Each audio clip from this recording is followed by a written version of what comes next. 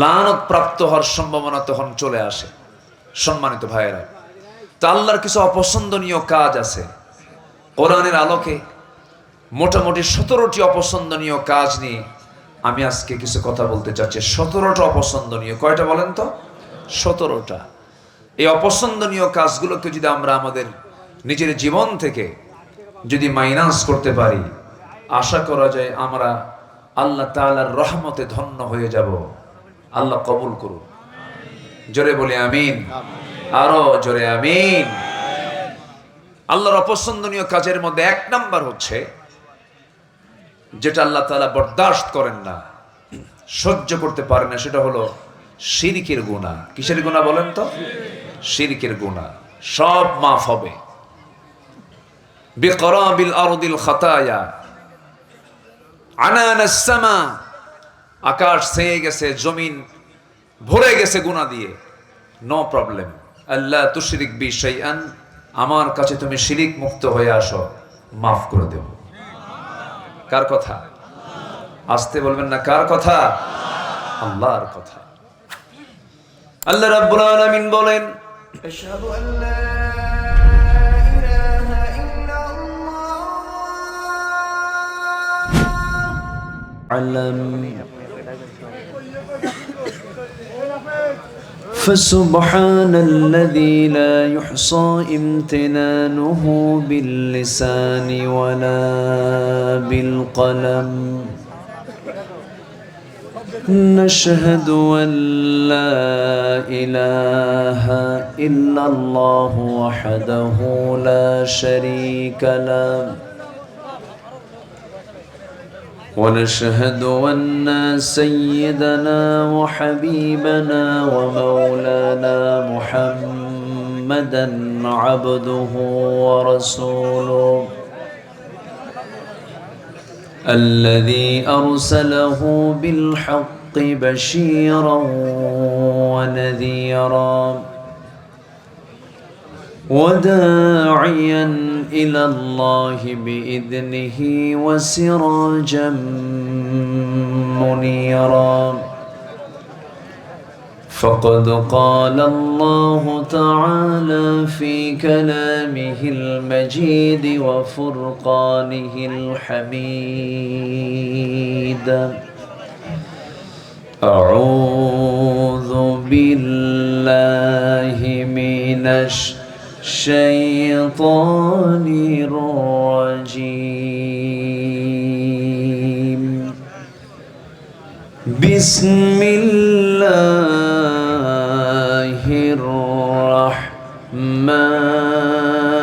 الرحمن الرحيم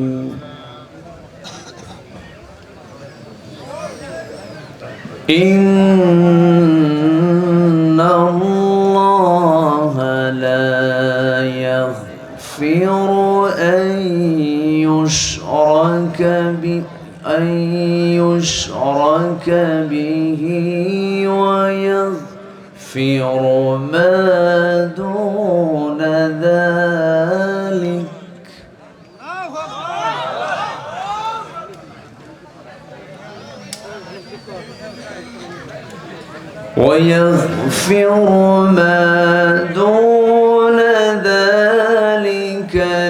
لمن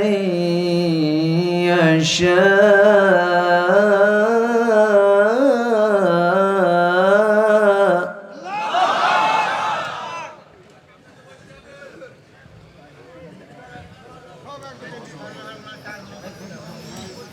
ويغفر ما دون ذلك لمن يشاء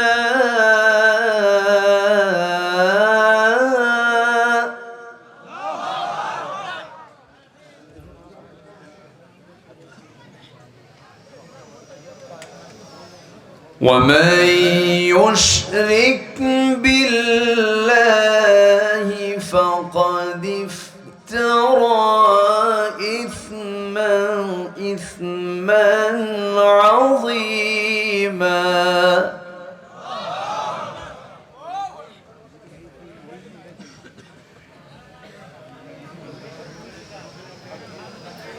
ومن يشرك بالله فقد افترى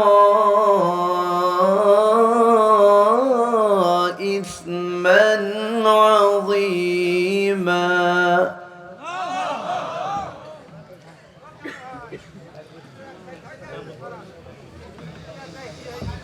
الله أكبر.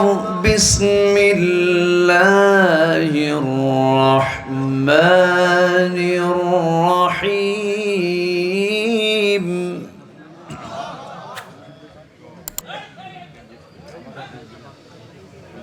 إن الله وملائكته يصلون على النبي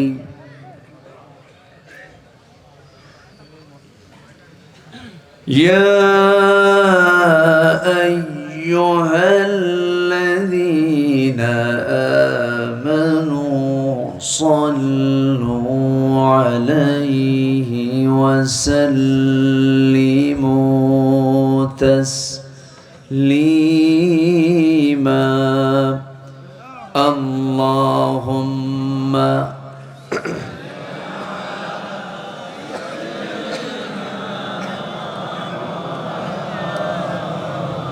গরম পানি এগুলো কিছু নাই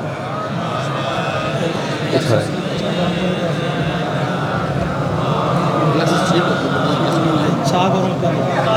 একটু মোহাব্বত দিয়ে নবীর প্রেমে মাতোয়ারা হয়ে জবান খুলে আওয়াজ দে সবাই বলুন আল্লাহুম্মা।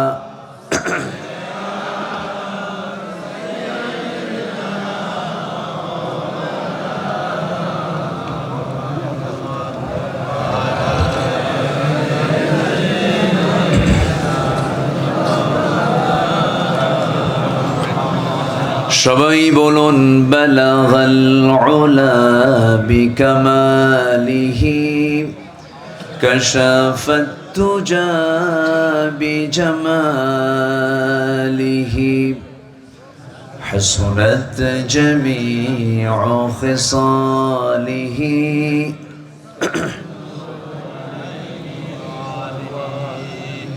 সূরাতে ইউসুফ বিদারি حکمت لقمان ما قاری قرآن باری یہ دل سادمان ما بلغ العلا بکماله کشف التجا بجماله.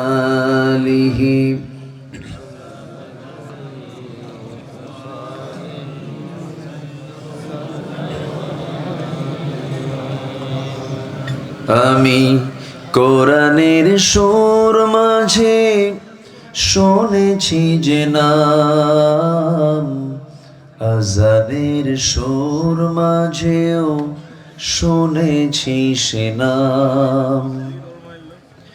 ও নাম শুনেছি আমি আমার হৃদয়, হে রাসূল নবীজি তোমায়, হে রাসূল নবীজি তোমায়। সবাই বলছি সাল্লাল্লাহু আলাইহি ওয়াসাল্লাম। আসসালামু আলাইকুম ওয়া রাহমাতুল্লাহি তাআলা ওয়া বারাকাতুহু। সালামের জবাব একটু ভিজা ভিজা মনে হলো। আসসালামু আলাইকুম ওয়া রাহমাতুল্লাহ। কেমন আছেন সবাই বলেন? আমাকে আবার উল্টা প্রশ্ন, এ তো মুহাব্বতের লক্ষণ। আলহামদুলিল্লাহ, আল্লাহ আমাকে আপনার মতোই আপনার কাতারেই তো রেখেছেন, একসাথে বসে আছি আমরা। তবে খুব সুন্দর একটি পরিবেশ আমরা পেয়েছি, আর কমিটিকে থানার কাছে যেতে হয় না, তাই না? ওরে একসঙ্গে বলেন। তো কি সুন্দর একটি পরিবেশ আমরা পেয়েছি। এখন বরঞ্চ থানা থেকেই ফোন দিয়ে বলে কিছু কি লাগবে। আমরা যখন কোথাও যাই তখন বলে কি প্রোটোকল কি দেব, অনেক কিছুই বলে। এই যে একটি অনুকূল পরিবেশ যিনি তৈরি করে দিয়েছেন কেউ না, তিনি কে বলেন? আসতে বলবেন না, তিনি কে? সেই মহান রবের শানে বলছি আলহামদুলিল্লাহ। আবারও বলছি আলহামদুলিল্লাহ। চিৎকার মেরে বলছি আল্লাহুম্মা ইন্নী আসআলুকা আল হুদা ওয়াত তুকা ওয়াল আফাফা ওয়াল গিনা। সবাই বলি আল্লাহুম্মা লাকা আসলামতু ওয়া বিকা আমানতু ওয়া আলাইকা তাওয়াক্কালতু ওয়া ইলাইকা আনাবতু। সবাই বলি আল্লাহুম্মা আইন্নি আলা যিকরিকা ওয়া শুকরিকা ওয়া হুসনি ইবাদাতিকা। আমরা আল্লাহ তাআলার শুকর আদায় করে নিলাম। সম্মানিত হাজিরিন, আমার আগ দিয়ে আমার পূর্বে যিনি কথা বলেছেন তিনি যে বয়ানটা রেখেছেন, আমার তো মনে হয় কমপ্লিট একটা বয়ান আপনাদের সামনে তিনি উপস্থাপন করেছেন। শেষ ক্লাস একটু দেরি হয়ে গেছে, শীত হঠাৎ করে শীত পড়েছে। আমার মনে হয় গতকাল কি এত শীত ছিল কি এখানে? মনে হয় আচ্ছা, আজকে মনে হয় একটু মনে হচ্ছে তীব্রতা বেশি মনে হচ্ছে। তো যাই হোক, এই হঠাৎ করে শীত পড়ার পরেও যারা এসেছেন মাহফিলে, এটি একটি মোটামুটি বলা চলে একটা মুজাহাদা, একটা চেষ্টা, একটা জিহাদের পর্যায়ে পড়ে যায়। বলি আলহামদুলিল্লাহ, জোরে বলি আলহামদুলিল্লাহ। সম্মানিত হাজিরিন, আমরা সেই কালাম থেকে কথা শুনতে এসেছি যে কালাম ১৫০০ বছর আগে নাজিল হওয়া কালাম। কালাম মানে হলো কথা। এই কথাগুলো কার কথা? কোরআনের সব কথাগুলো কার? এটা কি ছোটখাটো কোনো বিষয়? আল্লাহর কথা। চিন্তা করা যায়? আল্লাহ নিজে বলেছেন এই কালাম পৃথিবীর সব ফানা হবে, কিচ্ছু থাকবে না। বিশাল এই আকাশ দুমড়ে মুচড়ে, ইদা সামাউন ফাতারাত, ইদা শামসু কুব্বিরাত, ইদা জুলজিলাতিল আরদু জিলজালাহা। জমিন প্রকম্পিত হবে, আসমান ফেটে ফেটে পড়বে, সূর্য সংকুচিত হয়ে যাবে, তারকাগুলো সিটকে সিটকে পড়বে, পাহাড়গুলো তুলার মতো উঠতে থাকবে, সব ডিস্ট্রয় হয়ে যাবে। আমার আল্লাহ ধ্বংস হবেন না, আল্লাহর কালামও বলেন ধ্বংস হবে। পৃথিবীর সব ধ্বংস হবে, এটা নষ্ট হবে না, ধ্বংস হবে না। কারণ কার কালাম? কার কথা? আল্লাহর কথা। এটাকে সম্মান করা মানে আমরা বুঝি এটাকে না ফেলে দেওয়া, হাত থেকে না পড়ে যাওয়া, উজ্জারে স্পর্শ না করা, বুকের সঙ্গে রাখা, চুমু খাওয়া, এটাই বুঝি মনে হয় সম্মান। না, এটার নাম সম্মান নয়। আসল সম্মান হচ্ছে কোরআনকে তার জায়গা মতো পৌঁছিয়ে দেওয়া। কোরআন কি এখন জায়গা মতো আছে? বলেন আছে? কোরআন বলছে মদ বানায়ও না। আমরা কি বানাই? কোথায় বানাই? আছে না নাই? আছে। রাগ করতেছেন নাকি আপনারা? আল্লাহ বলছেন সুদ খাইও না। আমরা কি করি? সুদ খাই, পরোক্ষ হোক আর প্রত্যক্ষ হোক। সুদের বাইরে কিন্তু কেউ নাই। রাষ্ট্রায়ত্ত ব্যাংকগুলো সুদ ভিত্তিক, অতএব আমরা কেউ বুক উঁচু করে বলতে পারবো না যে আমি সুদের বাইরে আছি। সম্মানিত ভাইয়েরা, বেশ্যাবৃত্তির লাইসেন্স আছে না নাই? আছে।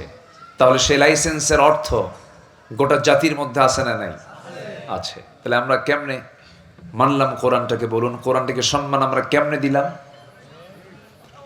রাগ করছেন না তো? যদি রাগ করেন, আমার কিচ্ছু করার নাই। শুনুন, জান্নাত পেতে হলে আগে ক্লিয়ার করতে হবে আমি হারামটা ছাড়তে পারছি কিনা। আল হালালু বাইয়িন ওয়াল হারামু বাইয়িন। হালালটাও স্পষ্ট, হারামটাও স্পষ্ট। কে করে দিয়েছেন? আল্লাহ করে দিয়েছেন। সম্মানিত ভাইয়েরা, একটু কান লাগাবেন, মনোযোগ দিয়ে শুনবেন। কেউ যেন মনে না করেন যে হুজুর আমাকে ইন্ডিকেট করে কোনো কথা বললেন। কোরআন যাকে বলবে আমি তাকেই বলবো। কোরআন যা বলতে বলবো আমি তো তাই বলবো।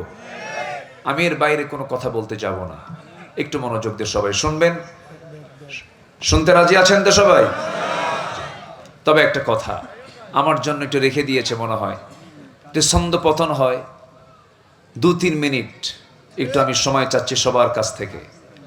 মাদ্রাসা তো, মাদ্রাসার ছাত্রের জন্য যদি আপনার কিছু টাকা, কিছু অর্থ যদি বরাদ্দ হয়, দেওয়া হয়, বসে আছেন এক ইবাদত, কিছু দিবেন, এটা আর্থিক ইবাদত। তার ইবাদত কয়টা হলো? 2টা হলো। তো আমি চাই যে 2 থেকে 3 মিনিট সবার হাতে হাতে একটু আমাদের ভলেন্টিয়াররা একটু যাবে, দয়া করে বিরক্ত না হয়ে, নড়াচড়া না করে, ইবাদত মনে করে আমরা ধৈর্য সহকারে বসবো। তবে কারো দান যেন বাদ না পড়ে যায়, কারণ এই দান এক সময় জান্নাতের কারণ হয়ে যাবে। বলি আলহামদুলিল্লাহ। কোথায়? হ্যাঁ, তো সবাই একটু হাতটা জায়গা মতো দিয়ে টাকাটা একটু বের করেন। যে ভাই ফাইন করে বলতে পারে, আমি তো পারি না। তো উনি আবার খুব টেকনিক ভালো না, উনি এ ব্যাপারে খুব এক্সপার্ট, আমি জানি এটা। আলহামদুলিল্লাহ বলেন। তবে যা আছে পকেটে দিয়ে দিবেন, যদি বিড়ি থাকে বিড়িও দিবেন। আচ্ছা জি, কি আছে সবাই দেন। কোথায়? জিকির করি সুবহানাল্লাহ।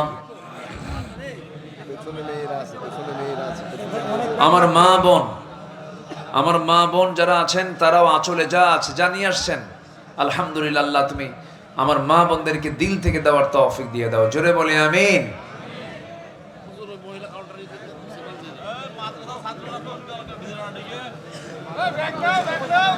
জি, আমি লক্ষ্য করছি ভলেন্টিয়ার খুব কম। জিকির করে সুবহানাল্লাহ আলহামদুলিল্লাহ।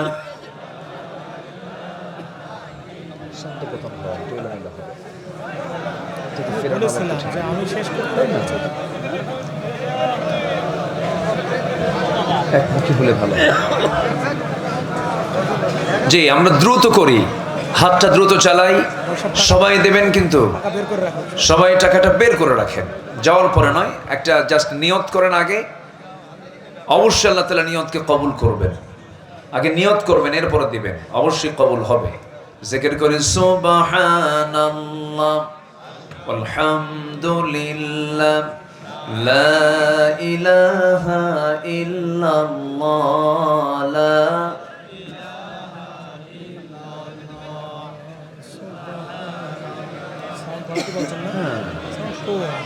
এত কম দেয় কেন? আরো জোরে লা ইলাহা সুবহানাল্লাহ ওয়ালহামদুলিল্লাহ। আরো জোরে লা ইলাহা, আরো জোরে লা ইলাহা লা ইলাহা সুবহানাল্লাহ ওয়ালহামদুলিল্লাহ।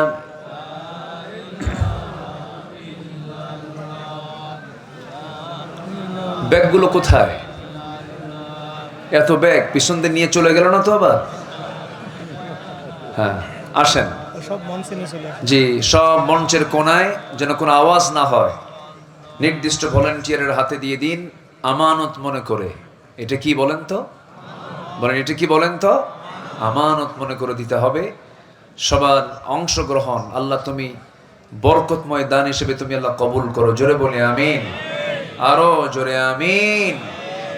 জি, আর যদি কেউ বাদ বাদ থাকেন, দয়া করে কেউ বাদ থাকবেন না, সবাই দিল থেকে দেওয়ার চেষ্টা করবেন। আল্লাহ কবুল করুন। আমার মা বোনদের ভিতরে ভলেন্টিয়ার গেছে কিনা জানি না, যে আল্লাহ তুমি মা বোনদেরকে দিল থেকে দেওয়ার তৌফিক দাও। জোরে বলি আল্লাহুম্মা আমিন। আসুন আমরা এখন সোজা আলোচনার দিকে যাই। আমার সঙ্গে সবাই সময় দিবেন তো নাকি? সময় দিতে রাজি আছি তো ইনশাআল্লাহ? জি, আসুন আমরা মূল আলোচনার দিকে আস্তে আস্তে চলে যাচ্ছি। আমি আলোচনার সূচনায় আমার অভ্যাস অনুযায়ী আমি কোরআনে কারীমের একটা আয়াত আমি তেলাওয়াত দিয়ে শুরু করেছি। সেই তেলাওয়াতকৃত আয়াতকে সামনে রেখে কিছু কথা আমি বলতে চাচ্ছি। ওয়ামা তাওফীকি ইল্লা বিল্লাহ। মহান রব্বুল আলামিন কোরআনে কিছু আদেশ করেছেন, আবার কিছু নিষেধ করেছেন।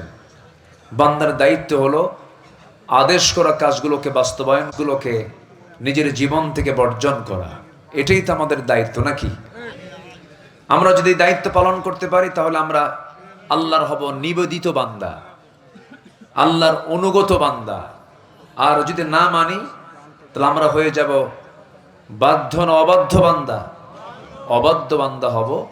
আল্লাহ তাআলার রহমতের বাইরে আমরা পড়ে যাব, রহমত মুক্ত হয়ে যাব, লানত প্রাপ্ত হওয়ার সম্ভাবনা তখন চলে আসে। সম্মানিত ভাইয়েরা, তো আল্লাহর কিছু অপছন্দনীয় কাজ আছে। কোরআনের আলোকে মোটামুটি 17টি অপছন্দনীয় কাজ নিয়ে আমি আজকে কিছু কথা বলতে চাচ্ছি। 17টা অপছন্দনীয়। কয়টা বলেন তো? 17টা। এই অপছন্দনীয় কাজগুলোকে যদি আমরা আমাদের নিজের জীবন থেকে যদি মাইনাস করতে পারি, আশা করা যায় আমরা আল্লাহ তাআলার রহমতে ধন্য হয়ে যাব। আল্লাহ কবুল করুন।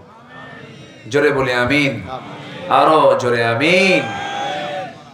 আল্লাহর অপছন্দনীয় কাজের মধ্যে 1 নাম্বার হচ্ছে যেটা আল্লাহ তাআলা বরদাস্ত করেন না, সহ্য করতে পারেন না, সেটা হলো শিরকের গুনাহ। কিসের গুনাহ বলেন তো? শিরকের গুনাহ। সব মাফ হবে। বিকরাবিল আরদিল খাতায়া আনানাস সামা, আকাশ ছেয়ে গেছে, জমিন ভরে গেছে গুনাহ দিয়ে, নো প্রবলেম। আল্লাহ তুশরিক বি শাইআন, আমার কাছে তুমি শিরিক মুক্ত হয়ে আসো, মাফ করে দেব। কার কথা? আসতে বলবেন না, কার কথা? আল্লাহর কথা। আল্লাহ রাব্বুল আলামিন বলেন, ইন্নাল্লাহা লা ইয়াগফিরু আন ইউশরাকা বিহি ওয়া ইয়াগফিরু মা দুনা যালিকা লিমান ইয়াশা ওয়া মান ইউশরিক বিল্লাহ ফাকাদ ইফতারা ইসমান আযীমা। জোরে বলুন আল্লাহু আকবার। সূরা নিসা আয়াত নাম্বার 48। আল্লাহ রাব্বুল আলামিন বলেন, আল্লাহ রাব্বুল আলামিন বলছেন, আমি বান্দার সকল গুনাহ মাফ করব, শিরকের গুনাহ কখনো মাফ করব না। কার ওয়াদা? আসতে বলবেন না, কার ওয়াদা? আল্লাহর ওয়াদা। শিরকটা এমন একটা গুনার নাম, এর চাইতে বড় জুলুম আর নাই। ইয়া বুনাইয়া লা তুশরিক বিল্লাহ ইন্নাশ শিরকা লাযুলমুন আযীম। সাইয়্যিদনা লোকমান সন্তানকে নসিহত করতে নিয়ে তিনি 1 নাম্বার নসিহত করেছেন। 13টা নসিহত আছে তার সন্তানদের উপর। এর মধ্যে 1 নাম্বার নসিহত হলো সন্তান শিরিক করো না। আর আমার দেশে জাতীয় শিক্ষা দেওয়া হয়, নির্দিষ্ট দিনে জুতা খুলে ফুল দিতে যা। কি ঠিক কিনা বলেন? জাতীয় শিক্ষা। কি শিক্ষা? জাতীয় শিক্ষা। কোন কবরে যদি ফুল দেওয়া জায়েজই হতো, কোন মাজারে ফুল দেওয়া যদি জায়েজই হতো, তাহলে গোটা পৃথিবীর সকল ফুল গিয়ে জমা হতো আমার নবীর কবরে। আছে এরকম? মদিনায় তো অনেকেই গেছেন। এখানে যারা বসে আছেন হয়তোবা অনেকেই মদিনা মুনাওয়ারায় গিয়েছেন। আল্লাহ তাআলা আমাকে অনেকবার নিয়েছেন। আমি নবীর মাকবারের সামনে কতবার গিয়েছি আমার মনে নেই, অনেকবার গিয়েছি।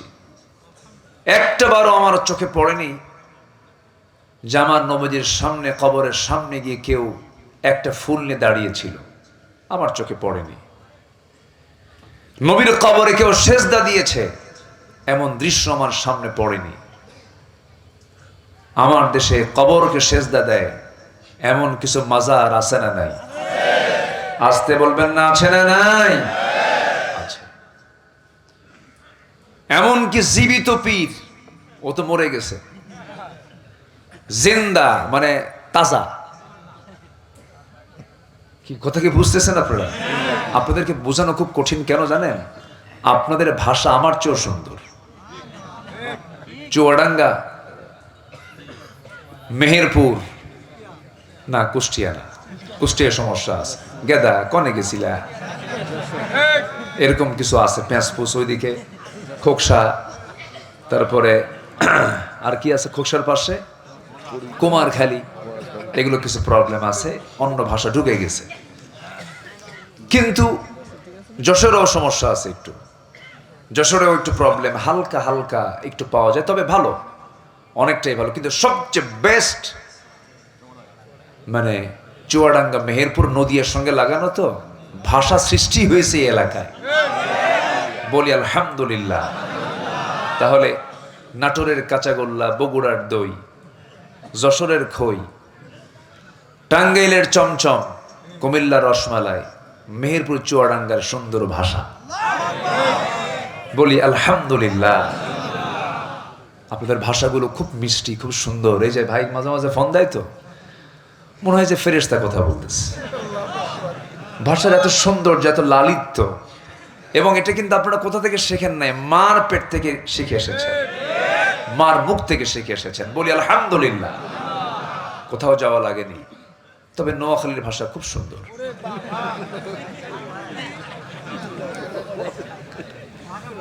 চট্টগ্রাম তো কোনো কথাই নেই, সিলেট তো আরো মজবুত, তাই না? এটা আপনারা নিরূপণ করতে পারবেন, অন্য কেউ না। কারণ আপনারা যে মূল জায়গা, আপনাদের বাটখারা, ওজন করার মতো জায়গা হচ্ছে আপনাদের। এখান থেকে ওজন করা যাবে যে কোন এলাকায় কোন ভাষায় কোন সমস্যাগুলো আছে। বলি আলহামদুলিল্লাহ। চিন্তা করেন, পীর সাহেব তাজা, একদম জীবিত, সেই পীর সাহেব গিয়ে সোজা গিয়ে সেজদা মারতেছে। যেরকম নাউজুবিল্লাহ। এই মস্তক কার জন্য? আসতে বলবেন না, কার জন্য? কোন মানুষকে যদি তাজিমি সেজদা বলে চালিয়ে দিয়ে, ওরা বলে এটা তাজিমি সেজদা, এটা যদি জায়েজই হতো, তাহলে আমার নবীর জীবনের তো একটা হাদিস আমরা পেতাম। আমার নবীর পায়ে সেজদা দিয়েছে এমন কোন হাদিস, কোন সাহাবীরা সেজদা দিয়েছেন আমরা কি পেয়েছি? আসতে বলবেন না, পেয়েছি। তবে এতটুকু আমরা জানতে পেরেছি, সিরাত ইবনে হিশাম গ্রন্থে এসেছে, আমার নবীজি সবচেয়ে বেশি মার খেয়েছেন দুটা জায়গায়। একটা হলো তায়েফের ময়দানে, আরেকটা হলো উহুদের প্রান্তরে। উহুদের প্রান্তরে যুদ্ধ করতে গিয়ে রাসূল দুটা দাঁত হারিয়েছেন। খন্দকের প্রান্তরে কোদাল মারতে মারতে কোমর হারিয়েছেন। নবীজির দিন কায়েম করতে গিয়ে দাঁত হারাতে হয়েছে, কোমর হারাতে হয়েছে। আরেকটা হলো তায়েফের ময়দানে নবীজি কালিমার দাওয়াত দিতে গিয়ে সেখানে ফুল পেয়েছেন না পাথর পেয়েছেন? ফুল না পাথর? পাথর পেয়েছেন। সেই পাথরের আঘাতে নবীজি রক্তাক্ত অবস্থায় পড়ে থাকলেন। নবীর জুতার সঙ্গে পায়ের তলার জমান বেঁধে গেল। রক্ত টান মেরে মেরে খোলা যায় না জুতা। নবীজি কিছুক্ষণ পর হোশ যখন ফিরল, জিবরিল আমিন এসে বলছেন, ইয়া রাসূলুল্লাহ, তায়েফের মানুষ আপনাকে এত রক্তাক্ত করলো, আপনি তাদের জন্য লানত করুন। আমার রাসূল বললেন, আমি আমার ভাই মুসার মতো বলবো না, নূহ আলাইহিস সালামের মতো বলবো না। এই তায়েফের মানুষ আমাকে না বুঝে না জেনে মেরেছে, আমি এদেরকে বিনা শর্তে আমি রাসূল মাফ করে দিলাম। বদদোয়া দিলেন না দোয়া দিলেন? দোয়া। আমার রাসূল বদদোয়া খুব কম দিয়েছেন, দেননি তা না, দিয়েছেন, কিন্তু বদদোয়ার রেকর্ড খুব কম, দোয়া করেছেন বেশি। আল্লাহু আকবার বলেন। শুধু তিনি একদিন মক্কার মাটিতে রুকুতে গেছেন, ওই সময় উতবা, শাইবা, মুগীরা আমার নবীর পিঠের উপরে নামাজরত অবস্থায় উটের পচা নাড়িভুড়ি চাপায়া দিয়েছে। আচ্ছা, উটের পচা নাড়িভুড়ি কি, গরুর পচা নাড়িভুড়ি কি সবাই হাতে নেয়? কত নিম্ন শ্রেণীর লোক হলে এগুলো করতে পারে? পচা নাড়িভুড়ি যখন নবীর পিঠে চাপায়া দিয়েছে, আমার নবী যে মুখ থুবড়ে জমিনে পড়ে গেলেন। পচা দুর্গন্ধ। আমার নবীজির এমন দৃশ্য দেখে কেউ যাওয়ার সাহস পায় না। এই নবীজির মেয়ে ফাতিমা গিয়ে আমার নবীর পিঠ থেকে এই পচা নাড়িভুড়িগুলো সরাইয়া দিলেন। নবীজি কোনো মতো উঠে আসলেন। সেই সময় রাসূল বলেন, আল্লাহ আজকে তোমার হক আদায় করতে নিয়ে যে সমস্ত বদমাইশগুলো আমাকে বাধা দিয়েছে, আবু জেহেল, উতবা, শাইবা, মুগীরা, ওয়ালিদ, এদের প্রতি তোমার লানত তুমি আল্লাহ দিয়ে দাও। একটাও বাঁচে নাই। যেগুলোর নাম নিয়েছেন সবগুলো কি বদরে দুনিয়া থেকে বিদায় হয়ে গেছে। সব কোন যুদ্ধে গেছে? বদরে শেষ। বদর কূপের মধ্যে আল্লাহ তাআলা তাদেরকে ফেলে দিয়েছেন, নাস্তানাবুদ হয়ে গেছে। অতএব সেই নবীর উত্তরসূরি আলেম ওলামাদের যারা অত্যাচার করেছ, তাদের বদদোয়ায় শেষ হয়ে গেছো, ঠিক কিনা? 2023 সালের 13ই আগস্ট একটা সুস্থ, জীবিত, কারা নির্যাতিত মাজলুম আল্লামা সাঈদ রাহিমাহুল্লাহকে জেলখানা থেকে বের করে পরিকল্পিতভাবে সেখান থেকে ধরে নিয়ে হসপিটালে সুস্থ মানুষকে রোগী বানায়া পয়জনিং করে যারা হত্যা করেছ, তাফসীর মাহফিলের এই প্ল্যাটফর্ম থেকে জানাতে চাই, এই সমস্ত কুলাঙ্গারদের সুস্পষ্ট বিচার হচ্ছে সময়ের দাবি। রাজি আছেন কারা কারা? হাত উঁচু করে দেখা।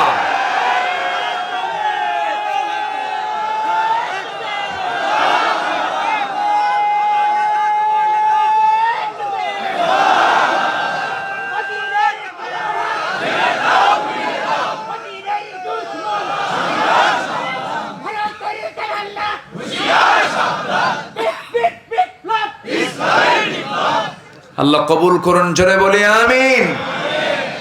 হত্যার শাস্তি ইসলাম দিয়েছে কি দেয় নাই? ক্ষমা না তাকেও হত্যা করা। কুতিবা আলাইকুমুল কিসাস, কুতিবা আলাইকুমুল। সম্মানিত ভাইয়েরা, আল্লামা সাঈদী তাকে ভালোবাসে না এমন কোন মানুষ খুব কম আছে। তিনি যে কত বড় রত্ন ছিলেন, শুধু এই দেশ নয়, প্রেজেন্ট ওয়ার্ল্ডের 180 কোটি মুসলমান দুনিয়া জুড়ে জরিপ করে দেখা গেছে, গোটা পৃথিবীর মুসলিম সমাজের উপরে গোটা পৃথিবীতে সবচেয়ে জনপ্রিয় ব্যক্তি ছিলেন আল্লামা সাঈদ রাহিমাহুল্লাহ।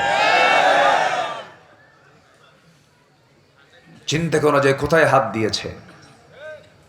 13ই আগস্ট 2023, 5ই আগস্ট 2024, আল্লাহ 1 বছর পূর্ণ করতে দেননি। এবং তিনি যখন ইন্তেকাল করেন, তিনি যখন হসপিটালে ভর্তি হন, তার আগ দিয়ে জাতিকে দিয়েছেন কান্না না হাসি?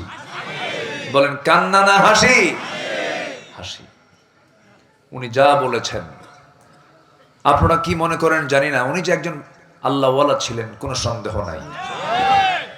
উনি বলেছিলেন, নাস্তিকরা যারা এগুলো করছো, এমন একটা সময় আসবে পালানোর জন্য একটা ইঁদুরের গর্ত খুঁজে পাবেন। হয় নাই? কলার পাতায় শুয়েছিল, আমার নামে লিস্ট করেছে, আমার নামে 116 জন ব্যক্তি আলেমের নামে লিস্ট করে আমার নামটা এর মধ্যে ঢুকাইছে। 2 বছর পার হয়নি, ওরা লিস্ট করেছে আমাদের, এখন আল্লাহ লিস্ট করতেছে ওদের। রাগ করতেছেন নাকি কথাগুলো শুনে? একটু কি বলার দরকার আছে কিনা বলেন? ওরা আমাদের প্রতি জুলুম করলো, আমরা বলতে পারবো না?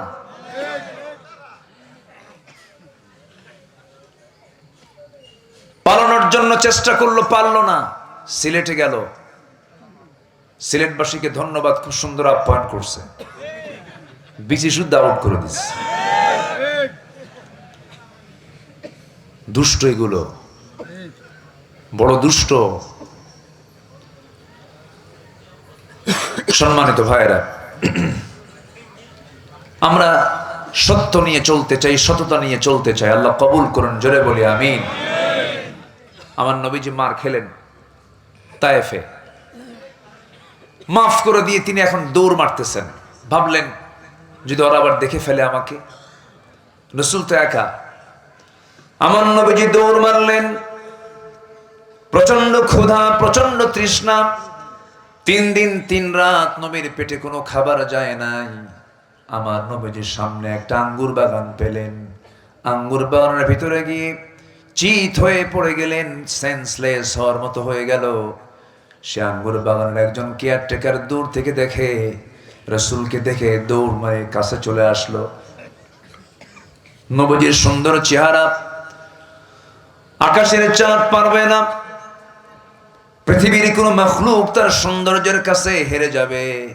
এমন সুন্দর চেহারার মানুষকে যখন ওই কেয়ারটেকার দেখে ফেললো, মনে মনে চিন্তা করে এত সুন্দর চেহারার মানুষ তো দেখি নাই। দয়া হলো, মায়া হলো। আঙ্গুর বাগান থেকে কিছু আঙ্গুর হাতের মধ্যে পেড়ে নিয়া, কয়েক থোক আঙ্গুর পেড়ে হাতের মধ্যে চিপে চিপে মোটে 1 গ্লাস আঙ্গুরের রস তৈরি করে নবীর হাতে দিয়ে বলে, যুবক, রসগুলো পান করো, নচেত তুমি মারা যাবে, এত রক্তক্ষরণ হচ্ছে। আমার নবীজি কাপা কাপা হাতে আঙ্গুরের সেই গ্লাসটা নিলেন, 3 ঢোকে পান করে মুস্কি একখান হাসি মেরে যুবকের দিকে তাকায় বলছেন, যুবক, তোমার নাম তো আদ্দাস। আদ্দাস মনে মনে কয়ে, দেখা হলো না, কথা হলো না, আমার নামটা জানলো কেমনে বুঝলাম না। কিচ্ছু না বলে চুপ করে আছে। এবার রাসূল বলছেন, যুবক, তোমার গ্রামের বাড়ির নাম তো নিনুয়া, ঠিক আছে না? যুবক মনে মনে কয়, আমার গ্রামের নামটা সে জানলো কেমনে? এবার যুবক বলতেছে, আমার গ্রামের বাড়ি নিনুয়া, তোমাকে কে বললো? রাসূল বলছেন, ও আদ্দাস, তুমি যে গ্রামে জন্ম নিয়েছো, সেই গ্রামে জন্ম নিয়েছেন একজন বিখ্যাত পয়গম্বর, আল্লাহর নবী ইউনূস আলাইহিস সালাতু ওয়াস সালাম। এবার বলতেছে, আমার গ্রামে ইউনূসের জন্ম, তোমাকে সংবাদটা দিল কে? এবার রাসূল মুস্কি মুস্কি হাসি মেরে, নবুয়তি চেহারা সুন্দর করে দেখিয়ে মুস্কি মুস্কি হাসি মেরে বলতেছে, ও আদ্দাস, একজন নবীর কাছে তো আরেকজন নবীর খবর থাকতেই পারে। আদ্দাসের বুঝতে আর দেরি হলো না, সুন্দর চেহারা, এত সুন্দর তার বাচন ভঙ্গি, এটাই বুঝে আল্লাহর পয়গম্বর হবে। সুবহানাল্লাহ বলবেন না? আমার নবীর দাওয়াত কি বিফল না সফল? সফল। রাসূল কালেমা পড়ায় দিচ্ছেন। আমার নবীজি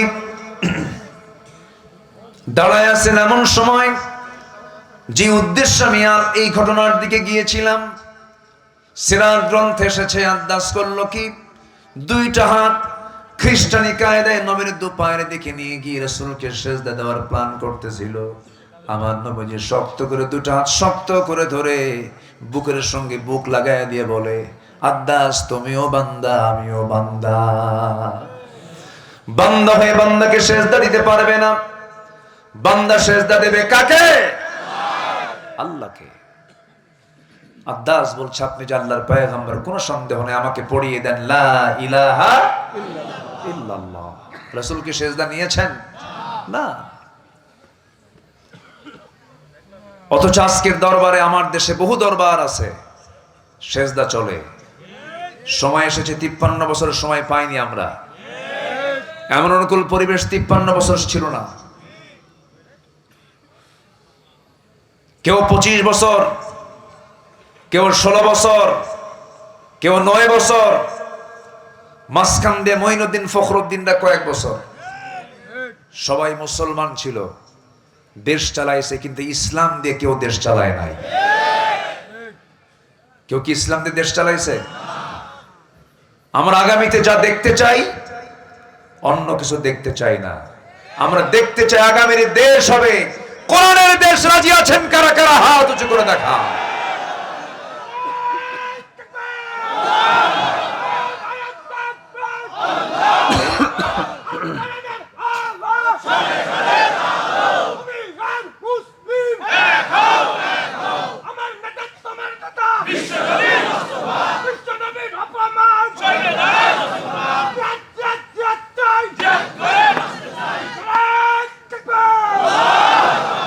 আল্লাহ কবুল করুন, জোরে বলি আমিন। এই স্লোগানটাও দিতে দেয়নি আমাদের 16 বছর। বলেছে এগুলো জঙ্গিবাদের স্লোগান। ওরা বলতো জালো জালো আগুন। আমরা জ্বালাবো না নিভাবো? আমরা জ্বালাতে জানি না, আমরা নিভাতে জানি। আমরা প্রতিশোধ নিতে জানি না, আমরা ক্ষমা করতে জানি। ক্ষমা করেছেন মুহাম্মদ সাল্লাল্লাহু আলাইহি ওয়াসাল্লাম। এই প্ল্যাটফর্মে এতগুলো কথা আমার বলা লাগতো না, কারণ বলতেছে এই জন্যই। এই প্ল্যাটফর্মে চরম ডিস্টার্ব করেছে, মাহফিল করতে দেয়নি আমাদের। কত যে ডিস্টার্ব করেছে। রাস্তায় এসে বসে আছি, হুজুর একটু থামেন, আমরা থানায় আছি। এই নাটকগুলো চলেছে। আমরা সুন্দর পরিবেশ পেয়েছি। যারা ভুল করেছেন তওবা করে ফিরে আসুন, ঠিক কিনা? ভুল যদি মনে করেন তওবা করে ফিরে আসুন।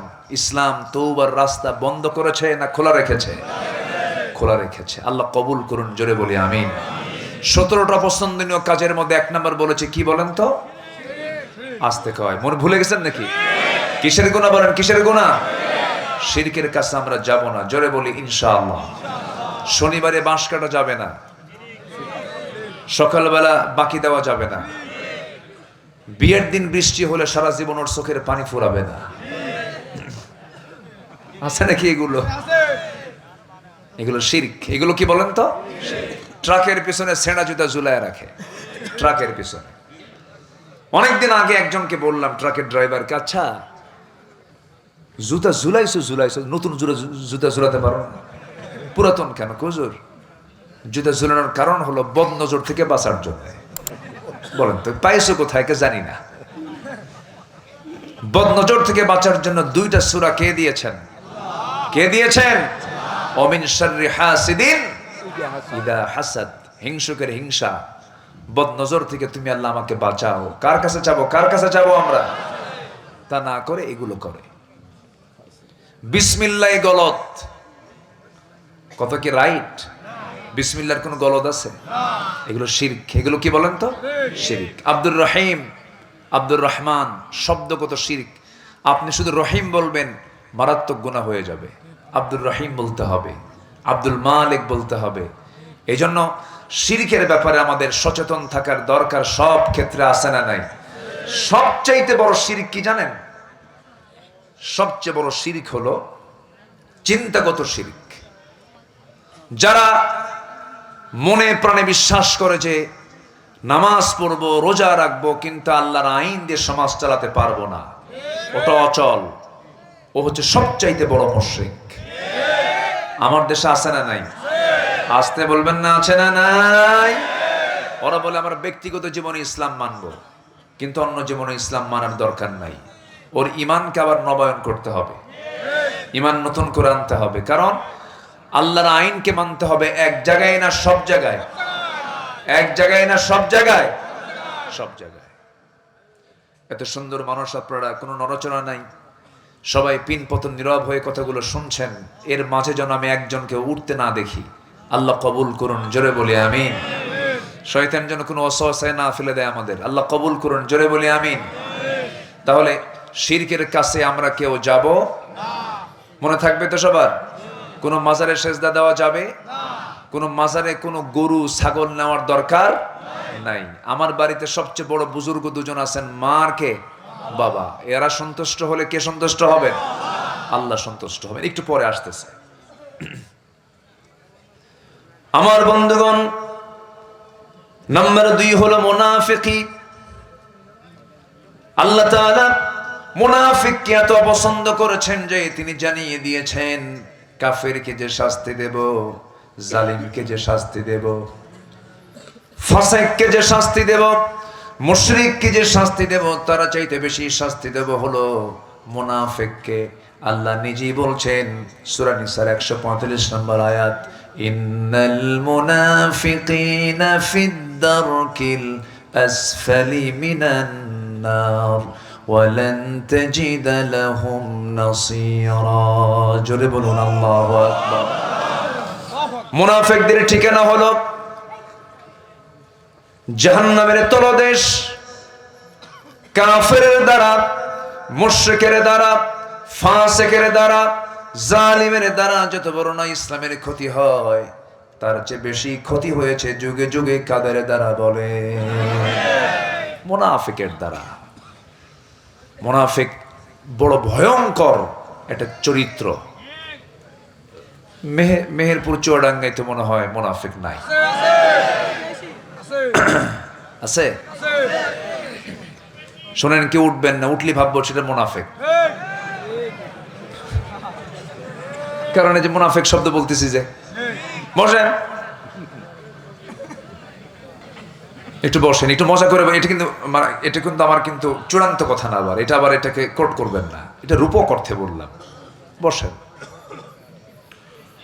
সম্মানিত ভাইয়েরা, মুনাফিক কাকে বলে? মুনাফিকের এক কথায় সংজ্ঞা যদি জানতে চাই, এক রাত পাইছি তো, এই 17টা পয়েন্ট নিয়ে কথা বলতে গেলে আমার এক রাতে তো সম্ভব না, 3-4 রাত হলে ভালো হয়। দোয়া করেন এবছর এরকম কিছু মাহফিল আমরা প্ল্যানে নিয়েছি। প্যারেড ময়দানের মাহফিল 18 বছর পর শুরু হচ্ছে, বলি আলহামদুলিল্লাহ। সেখানকার আমি একজন মেহমান নির্বাচিত হয়েছি, দোয়া করেন।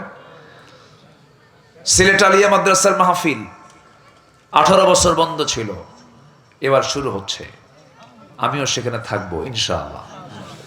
পাবনার দারুল আমান ট্রাস্টের মাহফিল দীর্ঘ, আমার ভাই গিয়েছেন, দীর্ঘ আমি যেতে পারি না, প্রায় 10-11 বছর, এবছর শুরু হচ্ছে, দোয়া করবেন।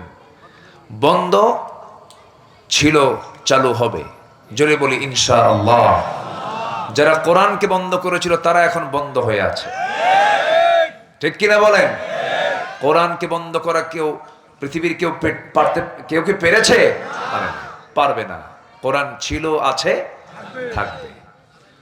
সম্মানিত ভাইয়েরা, তাহলে এই ক্যামেরা এত নড়াচড়া কেন? এই ঠিক আছে, আচ্ছা, আপনি শুনছেন হাজার হাজার, ক্যামেরা শোনায় দেবে গোটা পৃথিবীতে কোটি কোটি মানুষকে, তো সবই তো ঠিক, আবার ধমকান কেন? চুপচাপ থাকেন, যে আমার দিকে তাকান। তাহলে নাম্বার 2 আল্লাহ তাআলার অপছন্দনীয় হলো মুনাফিকি করা। কি করা বলেন তো? মুনাফিকি। মুনাফিক মানে হলো মুখ এক, অন্তর আরেক। মুখ এক, অন্তরটা আরেক রকম। মুখে বলে এক রকম, অন্তরে চিন্তা করে আরেক রকম। এরকম চিন্তার লোক তো নাই, আছে? এরকম আছে, বহুল মানুষ আছে। সামনে দেখলে সালামে সালামে মনে হয় একদম অস্থির অবস্থা, একটু আড়াল হলেই কয় হারামজাদা। আছে না? এরকম আছে না? আছে। এই চরিত্র মানুষগুলো চরম ভয়ঙ্কর। আল্লাহ তাআলা এদের ব্যাপারে একটা সূরা নাযিল করেছেন, সেই সূরার নাম হলো মুনাফিকুন। যাচ্ছেন? চলে যাবেন আর কিছুক্ষণ? এতগুলো মানুষ একসঙ্গে দোয়া করি, বসেন, আর বেশি সময় নেব না তো, কষ্ট দিলাম না তো? আচ্ছা, এই আপনার তো, আপনার ভাই, এটা এলাকার ভাই, কাছে পাইছি। প্রথমেই আমি যেতে বলতাম আমি, কিন্তু জান নাই যখন, আর কি আছে, 2 ভাই থাকি, যা আছে কপালে, বলি আলহামদুলিল্লাহ। এই মাঝখান দিয়ে কি ওটা? বাদাম বিক্রি করতেছে। ওরে, ওর ব্যবসা তো নিজেই চালাচ্ছে দেখতেছি। না, এগুলো করা যাবে না, থাকো, মনোযোগিতা নষ্ট হয়। এটা একটা ইবাদতের জায়গা, বলি আলহামদুলিল্লাহ। মুনাফিকি করা যাবে? মুখ এবং অন্তর 2 রকম হতে হবে না, এক রকম হতে হবে? এক রকম হতে হবে। ওয়াদা ভঙ্গ করা যাবে না, মিথ্যা কথা বলা যাবে না, আমানতের খেয়ানত করা যাবে না, নাম্বার 4 হলো কথা বলতে নিয়ে মাঝে মাঝে খারাপ কথা বলা যাবে না, বেফাস কথা বলা যাবে না। এই 4টা বদগুণ যার মধ্যে থেকে যাবে, রাসূল বলেছেন সে হলো মুনাফিক। আমার দেশের মানুষ তো মিথ্যা কথা বলেই না, বলে মিথ্যা কথা বলে, তাহলে কোথায় যাবেন আপনি বলেন? এত মিথ্যা কথা বলে আমার দেশের মানুষ, বিশেষ করে নেতৃস্থানীয় ব্যক্তিবর্গ যা দেখাইছে আমাদের জীবনে। হায় হায় হায়। ক্ষমতা যদি পাই প্রিয় ভাইরা, মদিনার সনদে দেশ চালাবো। মদিনার সনদে চালায় নাই, মোদির সনদে দেশ চালাইছে তারা। এই থামেন, বসেন, কাম সারছে। চান্স পাইলি দাঁড়ায়, আমার কথা বলতে দেন। ভালো ভালো, এটাও ভালো দিক, আলহামদুলিল্লাহ বলেন। আমি তাকে নিরুৎসাহিত করব না, এটাও ভালো দিক। সম্মানিত ভাইয়েরা, সাহাবীদের মধ্যে এরকম কিছু সাহাবী ছিলেন, আল্লাহু আকবার বলেন, উৎসাহ দিতেন। কি দিতেন? জজবা ছাড়া কি কোনো কাজ হয়? উৎসাহ দিতেন। ওয়াদা ভঙ্গ করা যাবে না, মুখ থেকে যা বলবো আমি তা আমি কার্যকর করে ফেলবো, এটাই হলো ইমানদারের জবান। ইমানদার 2 জবানে কথা বলে না, 1 জবানে কথা বলে, 1 জবানে কথা বলে। ইমানদারের কথা কখনো নড়চড় হবে না, ওয়াদা কখনো ভঙ্গ হবে না। ইমানদার বড় যত্নশীল হবে এই সমস্ত বিষয়গুলো নিয়ে। ইমানদার কেমন হবে? আল্লাহ রাব্বুল আলামিন সূরা মুমিনুনে তা বলে দিয়েছেন, মুমিনে তা বলে দিয়েছেন, সূরা আহজাবের মধ্যে তা বলে দিয়েছেন যে ইমানদারের মধ্যে 7টা গুণ থাকবে। আল্লাহ রাব্বুল আলামিন তার ব্যাপারে জান্নাতুল ফেরদাউসের ওয়াদা তিনি নিজেই করেছেন। জোরে বলে সুবহানাল্লাহ। কয়টা কাজ? 7টা কাজ। মুনাফিকদের চেনার জন্য 4টা বদ দিক, ইমানদারকে চেনার জন্য 7টা গুণগত দিক। একটু কান লাগায় লাগায় মনোযোগ দিয়ে শুনবেন সবাই। قد أفلح المؤمنون الذين هم عن قد أفلح المؤمنون الذين هم في صلاتهم خاشعون والذين هم عن اللغو معرضون والذين هم للزكاة فاعلون। জোরে বলি আল্লাহু আকবার। মুমিনদের গুণগত দিক হলো 7টা। কয়টা বলেন তো? 7টা। নাম্বার 1 হলো বেনামাজি না নামাজি? বেনামাজি না নামাজি? কিন্তু দুঃখজনক, আমার দেশে নামাজি লোক বেশি না বেনামাজি লোক বেশি? বেনামাজি। নামাজি নেই, মাত্র 5% মুসলমান নামাজ পড়ে। বুকটা ফেটে যায়। আমার মনে হয় 56টি মুসলিম রাষ্ট্র গোটা পৃথিবীতে আছে, এর মধ্যে নামাজ পড়ার দিক থেকে সবচেয়ে দুর্বল হলো বাংলাদেশের মুসলমান। আমি কিছু দেশ সফর করেছি। ডক্টর মাহাথির মোহাম্মদ সম্প্রতি ইন্তেকাল করেছেন, আমি তার দেশেও গিয়েছি। বেনামাজি নাই বললেই চলে, সে নামাজের প্র্যাকটিস আছে। আমার দেশে শুক্রবারেও যারা নামাজ পড়ে তাও হবে বড় জোর 15%, আর বাকি লোকগুলো নামাজই পড়ে না। কেন পড়ে না? যদি আজকে আমার দেশের সকল দলের নেতারা যদি বলতো আমার কর্মীরা তোমরা নামাজ পড়ো, ঠিক কিনা বলেন? সব দলে কি এই কালচারটা আছে? এই জাতীয় কোনো নির্দেশনা কি আছে? যে দল আপনাকে জাহান্নাম থেকে বাঁচানোর চেষ্টা করে না, যে দল আপনাকে নামাজের কথা বলে না, যে দল আপনাকে পরকালের ভয় দেখায় না, যে দল আপনাকে জাহান্নাম থেকে বাঁচানোর জন্য উৎসাহ দেয় না, যে নেতা আপনার হাতে মদের বোতল তুলে দেয়, জেনার জন্য নারী তুলে দেয়, সুদের কারবার তুলে দেয়, ওই সমস্ত নেতৃত্বের মুখে আমরা জুতা মারি, থুতু মারি। আমাকে জাহান্নাম থেকে বাঁচতে হবে। কিসের থেকে বাঁচতে হবে? জাহান্নাম থেকে বাঁচতে হবে। এটা সবচেয়ে বড় চ্যালেঞ্জ। জিকির করি লা ইলাহা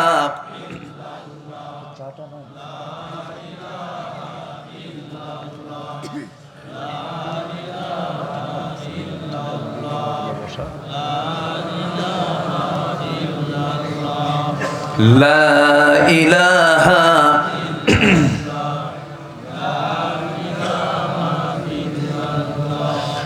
লা ইলাহা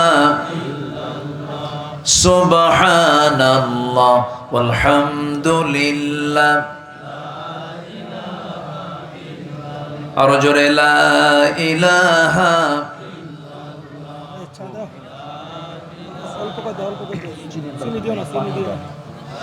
লা ইলাহা সুবহানাল্লাহ ওয়ালহামদুলিল্লাহ। লা ইলাহা আল্লাহু আল্লাহ আল্লাহু আল্লাহ।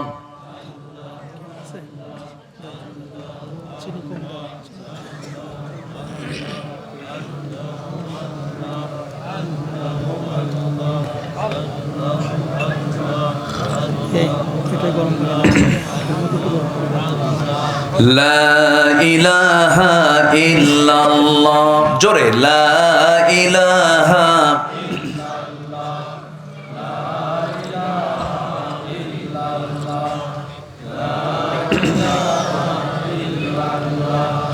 লা ইলাহা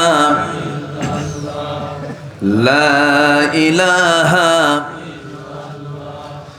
লা ইলাহা ইল্লাল্লাহু মুহাম্মাদুর রাসূলুল্লাহ সাল্লাল্লাহু আলাইহি ওয়াসাল্লাম। মুনাফিকরা যুগে যুগে ইসলামের ক্ষতি করেছে সবচেয়ে কম না সবচেয়ে বেশি? সবচেয়ে বেশি। মুনাফিকরা নামাজও পড়ে, এই লোকগুলো ওঠে কেন? মা মুশকিলা, বসেন। জি আবার আসবে ইনশাআল্লাহ, জোরে বলি ইনশাআল্লাহ। জি একটু বসুন, আমরা ধৈর্য ধরি। মুনাফিকরা যুগে যুগে জাতির সঙ্গে প্রতারণা করেছে। আমার নবীকে সবচেয়ে বেশি কষ্ট দিয়েছে ইহুদি, খ্রিস্টান, কাফের, মুশরিকরা, মুনাফিকরা সবচেয়ে বেশি কষ্ট দিয়েছে রাসূলকে মুনাফিকেরা। আমার নবীর সংসার পর্যন্ত আগুন ধরিয়ে দিতে চেয়েছে বারবার। বদর যুদ্ধে উস্কায় দিয়েছে মুনাফিকেরা, উহুদ যুদ্ধ উস্কিয়ে দিয়েছে মুনাফিকেরা। সব জায়গায় মুনাফিকদের সবচেয়ে ঘৃণ্য চক্রান্ত বেশি হয়ে থাকে। আমার দেশেও মুনাফিক কিছু আছে না নাই? আসতে বলবেন না, আছে না নাই? জাতীয় মুনাফিক, জাতীয় মুনাফিক আছে, তারা জাতীয় শত্রু। তারা সম্মানিত ভাইয়েরা, মুনাফিকি করা যাবে না। আমার নবীজির জীবদ্দশায় রাসূলের পিছনে নামাজ পড়তো মুনাফিক। নবীজির বয়ান শুনে চোখের পানি ফেলে ফেলে কাঁদতো, অথচ মুনাফিক। নবীজির বিরুদ্ধে অবস্থান নেবার জন্য আরেকটা মসজিদ বানাইছে মুনাফিকেরা। সেই মসজিদের নাম হচ্ছে, কোরআনে এসেছে, মসজিদে দিরার।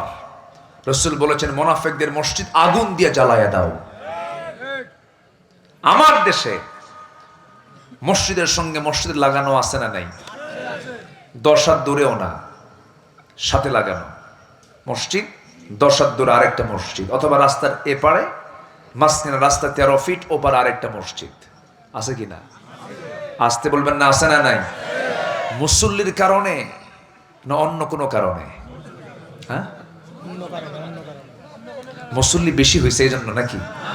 কি কারণ বলেন? হ্যাঁ, চিন্তার কারণ। ফজরের সময় মুসল্লির সংখ্যা 4 জন, 4 বুড়া। যখন বলা হয় চাচা আপনারা ফজরে আসছেন কেন? বাবা বাড়িতে বুড়ি নাই তো কি করবো, আসছি। মসজিদ ফাঁকা থাকে, মুসল্লি কম, অথচ মসজিদ দেখা যায় আরেকটা মসজিদ তৈরি হচ্ছে। এগুলো কি সৎ উদ্দেশ্যে করা মসজিদ? আল্লাহই ভালো জানেন। মুনাফিকরা এগুলোই করে, মুনাফিকরা এগুলোই করে। আমার বন্ধুগণ, নবীজির বিরুদ্ধে কত ষড়যন্ত্রের জাল বিস্তার করেছে মুনাফিকেরা। রসুলকে মানার জন্য বহু স্টেপ নিয়েছে তারা, বহু পরিকল্পনা করেছে তারা। একটা ছোট্ট ঘটনা মনে পড়ে গেল আমার নবীজির জীবনে। বহু তিনি সফর করেছেন, অভিযানে বের হয়েছেন। নবীজির মদিনার জিন্দেগির একটা ঘটনা, মুনাফিকরা কত ষড়যন্ত্র করে দেখেন। আমার নবীজি কোন একটা অভিযানে বের হলেন, অভিযান শেষ করে আমার নবীজি মদিনার দিকে ফিরবেন। এমন সময় নবীজির সেই অভিযানে নবীজির স্ত্রী আমাদের আম্মা জান আয়েশা সিদ্দিকা তার সফর সঙ্গী ছিলেন। নবীজি উহুদের মতো কণ্টকাকীর্ণ ময়দান, রাসূল জীবনে একবার হজ করেছেন, হজের সফরে বড় বড় জায়গা আমার রাসূল একা কিন্তু যান নাই। আমার নবীজি তার স্ত্রীকে সঙ্গে করে নিয়ে জিহাদের ময়দানেও গিয়েছেন। বলি সুবহানাল্লাহ। বউ হচ্ছে সবচেয়ে শ্রেষ্ঠ সাথী। স্ত্রীর চাইতে বড় সাথী পৃথিবীতে আর নাই। বউকে সাথে নিয়ে চলা সুন্নাত। বলি আলহামদুলিল্লাহ। বউকে সাথে নিয়ে চললে অনেক উপকার আছে, ফায়দা আছে। আপনি বউকে সাথে নিয়ে চললে আপনার চোখ এদিক সেদিক যাওয়ার কোনো সুযোগই নাই। ও এক মহান দারোগা। কি আসতে ক্ষণ কেন তাকাতেই পারবেন না। যদি তাকান একবার, 29 সেকেন্ড তাকাইছেন, 29 সেকেন্ড যদি দেখে আপনার বউ একবার, রাস্তা তো কিচ্ছু কবে না, বাইরে কিছু কবে না, খালি দেখবে, কোর্ট করবে, রেকর্ড। বাড়িতে ঢুকছেন আপনি, সন্ধ্যার পর ডাকছেন, ঝর্ণা সন্ধ্যা কোথায় তুমি? তোমার ঝর্ণা সন্ধ্যা। তুমি ছায়া থাকো আরেক দিকে, তোমার নজর আগে ঠিক করো। বউ হচ্ছে ইমানের পাহারাদার। বলি আলহামদুলিল্লাহ। আমার নবীজি জীবনে কয়বার হজ করেছেন? বলেন কয়বার? আম্মা জান আয়েশা বলেন, রাসূল যখন হজ শুরু করবেন, ইহরামের কাপড় বাঁধবেন, আমার সাথে রাসূল আগে সহবাস করলেন। এরপর ফরজ গোসল সম্পূর্ণ করে ইহরামের কাপড় তিনি বাঁধলেন। নবীজির হজ জীবনে একবার, বউ ছাড়া না, বউ সহ। বউ সহ। কোন সফরে বের হলে বউ সহ যাওয়া সুন্নাহ। বলি আলহামদুলিল্লাহ। বউকে খুব কাছে কাছে টানতে হবে। বউ হচ্ছে জীবন সঙ্গী। রাসূল ইন্তেকাল করেছেন, তার শেষ কথা হয়েছে কার সাথে? স্ত্রীর সাথে। বন্ধন থাকতে হবে। আমার মায়েরা আছে কিনা, শুনতেছে কিনা ওয়াজগুলো? মাদের ব্যাপারে তো কিছু ওয়াজ হওয়া দরকার। তারা অনেক আসে, কিন্তু তাদের ওয়াজ অনেক সময় মাইনাস হয়ে যায়। কিন্তু মার মাহফিলও আসে বেশি, মার্কেটও যায় বেশি। সমস্যা এই জায়গায়। মাহফিলে এসে পর্দা থাকলেও মার্কেটে কোনো পর্দা থাকে না। কাপড় চোপড় খুইলা চলে যায়, নতুন নতুন কাপড় চোপড় সুন্দর করে সাজগুজ কইরা, চুল টুল ছেড়ে দিয়ে সাইড একখান ব্যাগ নিয়া দোকানদারের সামনে গিয়া ঠ্যাং একটা তুলে দিয়া দোকানদারকে এত সুন্দর করে কথা বলে, ভাইয়া একটা শাড়ি দেখানো যাবে কি? মানে এত সুন্দর মাখারাজার সিফাত ভাষা, দোকানদার তো শীত হয়ে পড়ছে। দোকানদার শাড়ি একখান বের করে নিজের গায়ে লটকা দিয়ে বলে, আপা এই শাড়ি কিন্তু আপনাকে দারুণ মানাবে। ওটা আরেক বদমাইশ। আছে না নাই? এগুলো করা যাবে না, এগুলো নোংরামি, কবিরা গুনাহ। মেয়েদের কথা নিক্কণ সুরে বলা হালাল না হারাম? হারাম। মেয়েদের কথাও সুন্দর করে বলা জায়েজ নাই। শুধু সুন্দর করে বলবে কার সামনে? স্বামীর সামনে। আমার বন্ধুগণ, কথার তো কোনো থা নাই। মূল পয়েন্টের দিকে চলে আসি। মুনাফিকি। আমার নবীজি সেই বড় অভিযান থেকে যখন ফিরে আসবেন, সঙ্গে ছিলেন আম্মা জান আয়েশা। রওনা দিলেন। রওনা দেওয়ার প্রাক্কালে রাসূল বললেন, সাহাবীরা শোনো, আমরা তো সবাই মদিনার দিকে ফিরতেছি। যদি কেউ বাদ পড়ে যায়, আমি একজনকে দায়িত্ব দিচ্ছি, সাফওয়ান তুমি এইদিকে আসো। সাফওয়ান তোমার দায়িত্ব হলো বাদ পড়ে যাওয়া সাহাবীগুলোকে তুমি সঙ্গে করে নিয়ে এক জায়গায় করে মদিনায় পৌঁছায় দিবা। তুমি রাস্তাঘাট ভালো চেনো। দায়িত্বপ্রাপ্ত সাহাবীকে দায়িত্ব দিয়ে দিলেন।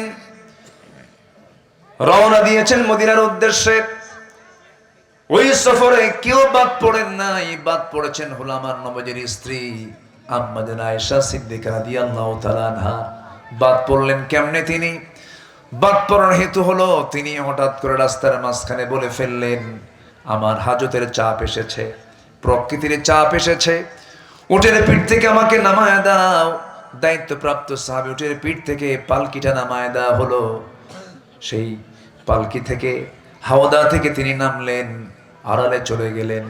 আড়ালে শৌচ কার্য কমপ্লিট করে তিনি একটু দেরি হয়েছে, বিলম্ব হয়েছে। এইদিকে ওই সাহাবী, দায়িত্বপ্রাপ্ত সাহাবী, হাওদাটা একটু উঁচু করে দেখেন। উঁচু, আম্মা জান আয়েশা থাকতেও যে ওজন, না থাকতেও সে ওজন, এত চিকন তিনি ছিলেন। হাওদা উটের পিঠে উঠায়া দিয়েছেন, পালকি উটের পিঠে উঠায়া দিয়েছেন। চেক করেন নাই ভিতরে আম্মা জান আয়েশা আছেন কিনা নাই। ভুল হয়ে গেছে, পালকিটা, হাওদাটা উটের পিঠে চড়াইয়া দিয়ে সব নিয়ে চলে গেছে। কিছুক্ষণ পরে এসে দেখেন কেউ নাই, সব চলে গেছে। আম্মা জান আয়েশা হতাশ হলেন না, নিরাশ হলেন না, সব তো আল্লাহর ফয়সালা। কাপড় চোপড় মুড়ি দিয়ে পর্দার নিয়ম রক্ষা করে এক জায়গায় তিনি চুপ মেরে বসে থাকলেন। দায়িত্বপ্রাপ্ত সাহাবী দূর থেকে লক্ষ্য করছেন কোন জন মহিলা বসে আছে। কাছাকাছি আসার পরে চিনতে পারলেন এবং বললেন, আম্মা জান, আপনার কোনো টেনশন নাই, আপনি আমাদের জন্য মা, আপনার কোনো টেনশন নেই, আপনাকে নিরাপদে সবকিছুর সম্মান রক্ষা করে নবী আমাকে দায়িত্ব দিয়েছেন, আপনাকে সুন্দর করে নবীর ঘরে পৌঁছায় দেব। ঘোড়ার পিঠে উঠায় নিয়ে তাকে নিরাপদে নবীর ঘরে পৌঁছায় দিয়েছেন। পরের দিন সকালবেলা ওইদিকে মুনাফিকদের ভিতরে চতুর্দিকে টপ নিউজ হয়ে গেছে, তারা চতুর্দিকে ষড়যন্ত্রের নিউজ ছড়িয়ে দিয়েছে। তোমরা কি জানো, গত রাত্রিতে আয়েশা তার সতীত্ব হারায় ফেলেছে। যেরকম নাউজুবিল্লাহ। ঘটনা কি আর ঘটায় দিল কি, এটার নাম কি? আল্লামা সাইদি নাকি ধর্ষণ করেছেন। কন্ত এটা কি শয়তানও বিশ্বাস করবে বলেন? সম্মানিত ভাইয়েরা, শাইখুল হাদিস আল্লামা আজিজুল হক রাহিমাহুল্লাহ সেই 1999-2000 সালে জেলখানায় তাকে ঢুকিয়ে অজুর পানি পর্যন্ত দেওয়া হয়নি। তার ছেলে আল্লামা মামুনুল হক তাকে গ্রেফতার করে তাকেও ধর্ষণের মামলা দিয়েছে। তার বিরুদ্ধে গরু চুরির মামলা দিয়েছে। সাবেক শিক্ষামন্ত্রীর নামে ভ্যানিটি ব্যাগ চুরির মামলা দিয়েছে। এই সমস্ত কাজগুলো ইমানদারের না মুনাফিকদের? কাদের কাজ বলেন, কাদের কাজ? মুনাফিকদের। আমার নবীর বিরুদ্ধে, অর্থাৎ আম্মা জান আয়েশার বিরুদ্ধে, মানিত নবীর পরিবারের বিরুদ্ধে এই চতুর্দিকে যখন এই গুজব রটালো, নবীর কানে সংবাদটা গেল। নবীজি শুনলেন, শুনেই বলছেন, আয়েশা, কি যেন একটা কান কথা আমার কানে আসলো, কেমন যেন লাগতেছে আয়েশা। আমার মনে হয় তোমার এই কথা আমার শোনার পর তোমার মনে হয় আমার বাড়িতে না থেকে তোমার বাবার বাড়িতে যাওয়াটাই উত্তম। বলুন, বিয়ের পরে একটা নারীর প্রিয় জায়গা হয় বাবার বাড়ি না স্বামীর বাড়ি? বলেন, কার বাড়ি? একটা মহিলাকে কোথায় মানায় তখন? স্বামীর বাড়িতে মানায়। সঙ্গে সঙ্গে আম্মা জান আয়েশার চোখে পানি চলে এলো। চোখের পানি ফেলতে ফেলতে বলছেন, ইয়া রাসূলুল্লাহ, আপনি যখন আমাকে বললেন যাওয়ার জন্য, আমি কেমনে মানা করব? আপনি যখন আমাকে চূড়ান্ত সিদ্ধান্ত জানায়া দিলেন, আমি কেমন করে তাও আনুগত্যের খেলাফ করব? আমি চলে যাচ্ছি আমার বাবার বাড়ি, আমি চলে যাচ্ছি আমার মার বাড়ি। তবে একটা কথা জেনে রেখে দিয়ে, ইয়া রাসূলুল্লাহ, আমার ব্যাপারে যে চূড়ান্ত সিদ্ধান্ত আপনার সঙ্গে আমার বিয়ের ব্যাপারে হয়েছিল, এই বিয়ের পয়গাম কিন্তু আল্লাহ নিজে দিয়েছিলেন। এই বিষয়ে আমি কারো কাছে অভিযোগ দেব না, আমি কারো কাছে বলবো না। এই বিষয়টার ফয়সালা আমি চাই আমার আল্লাহর কাছে। জোরে বলে সুবহানাল্লাহ। ওয়া ইয়াতাওয়াক্কাল আলাল্লাহ ফাহুয়া হাসবুহ। যে ব্যক্তি আল্লাহর প্রতি তাওয়াক্কুল করে, তার জন্য আমার আল্লাহই যথেষ্ট হয়ে যায়। মুনাফিকরা হাসাহাসি শুরু করলো, কারণ স্বামী এক জায়গায়, বউ আরেক জায়গায়। কি কথা কি বুঝতেছেন না? স্বামীর এই নিউজে মুনাফিকরা কি বেজান না খুশি? খুশি। যাক, পেঁয়াজ একখান লাগায় দিছি। আমার বন্ধুগণ, আম্মা জান আয়েশা চলে গেলেন। বাবার বাড়ি গিয়ে আরাম পান না। বাপটা ভালো করে কথা বলেন না, কারণ বাবা হচ্ছেন আমার নবীজির 1 নাম্বার সাহাবী। আবু বকর সিদ্দিক রাদিয়াল্লাহু তাআলা আনহু কথা বলতেছেন না, মাও কথা বলে না। রাতের বেলা সেজদার মধ্যে চোখের পানি ফেলে ফেলে কান্দেন আর বলছেন, আল্লাহ তুমি তো জানো আমার মনের অবস্থাটা, এত বড় দুঃসময় পার করছি, আল্লাহ মেহেরবানি করে ফয়সালাটা দিয়ে দাও। চিকন মানুষ আম্মা জান আয়েশা ছিলেন, এত চিকন, খাওয়া দাওয়া বন্ধ হয়ে গেছে, আরো কাঠখড়ি হয়ে গেলেন। চিকন হতে হতে স্বাস্থ্যহীন হয়ে পড়লেন। মুনাফিকরা ওইদিকে আনন্দ উল্লাস করতেছে। নবীজি ঘুমাতে যান, নবীজি ঘুমাতে পারেন না, সেজদায় পড়ে পড়ে কান্দেন। বিছানায় চলে যান, হাতটা আগায় দেন, আয়েশা বুঝি আছে, আয়েশা নাই, বুকটা খান খান হয়ে যায়। নবীজির কান্না থামে না, আম্মা জান আয়েশার কান্না থামে না, সাহাবীরাও কান্দেন। এই যে একটা দুঃসময়, এই যে একটা চরম ক্রাইসিস সৃষ্টি করেছিল কারা? মুনাফিকেরা। এই মুনাফিকেরাই এই 16 বছর জেলখানা আলেম দিয়ে ভরাইছিল। আমি নগণ্য গোলাম, আমাকেও যেতে হয়েছিল, কোনো দোষ করি নাই। আমার জানা মতে আমার দোষ ছিল একটাই, কোরআন থেকে কথা বলা। 2018 সালে আমাকে ধরে নিয়ে চলে গেল। ঢুকলাম ভিতরে, ঢুকিয়ে দেখি এক মুরব্বীর সামনে দাঁড়ানো, বয়স প্রায় 85 বছর। 85 বছরের কি বুড়া মানুষ না? হাত পা কুঁচকে গেছে। আমাকে দেখে একটা লম্বা সালাম দিয়ে বলে, বাবা আপনি এখানে কেন? কে বললাম যে আমারে দাওয়াত দিয়ে নিয়ে আসছে। তুমি এখন শুনে আমারে কয়, হুজুর আপনি জেলখানায় ঢুকলেন, আমি খুব খুশি হয়েছি। আপনি খুশি হলেন কেন? দূর থেকে ওয়াজ শুনি, কাছে যেতেই পারি না, মুসাফাও হয় না, মজা করে কথা বলবো তাও হয় না, আপনি এত কাছে আসছেন, এই চান্স কি আর ছেড়ে দেওয়া যায় নাকি? খুব খুশি হয়েছে। বললাম আপনার বিরুদ্ধে মামলা কি? কে বোমা হামলা, বোমা হামলা, বিস্ফোরক মামলা দিছে। বিস্ফোরক মামলা মানে হচ্ছে ওই 85 বছরের বুড়া লোকটার হাতে ককটেল ছিল বা বোমা ছিল, বোমা মারছে। বলেন তো ওই হাতের কি সেই ফিটনেস আছে? 85 বছরের বুড়ার তো কোনো ফিটনেসই নাই, ঠ্যাং একদিকে, হাত আরেক দিকে। কি চিত্র চিত্রায়িত হয়েছে ভাইরে। হয়তো বলবেন যে এতগুলো কথা বলতেছেন, বাস্তবতা তো এটা, এটা বাস্তব বিষয়। আয়না ঘর, কি লোমহর্ষক কথা। আমি নিজে গিয়েছি, দুজন আয়না ঘরে থাকা দুজনের সঙ্গে কথা বলেছি, ব্যারিস্টার আজমি, কি ব্যারিস্টার আরমান এবং ব্রিগেডিয়ার জেনারেল আজমির সাথে আমি কথা বলেছি। তারা বলেছেন 8টা বছর আকাশের সূর্য আমাদের চোখে পড়ে নাই। কি কথা এগুলো? কেন? কিসের জন্য? ফেরাউন যে কায়দায় দেশ চালাতে চেয়েছিল, ফেরাউনের চরিত্র এরকমই ছিল। ফেরাউন তার ক্ষমতাকে পাকাপোক্ত করার জন্য মার পেট চিরে বের করে ছেলে সন্তান জব করত। এই পৃথিবীতে হত্যা রাজনীতি শুরু করেছে ফেরাউন। যারা এই যুগে যুগে হত্যা রাজনীতি করছেন তারা সবগুলো ফেরাউনদের প্রেতাত্মা।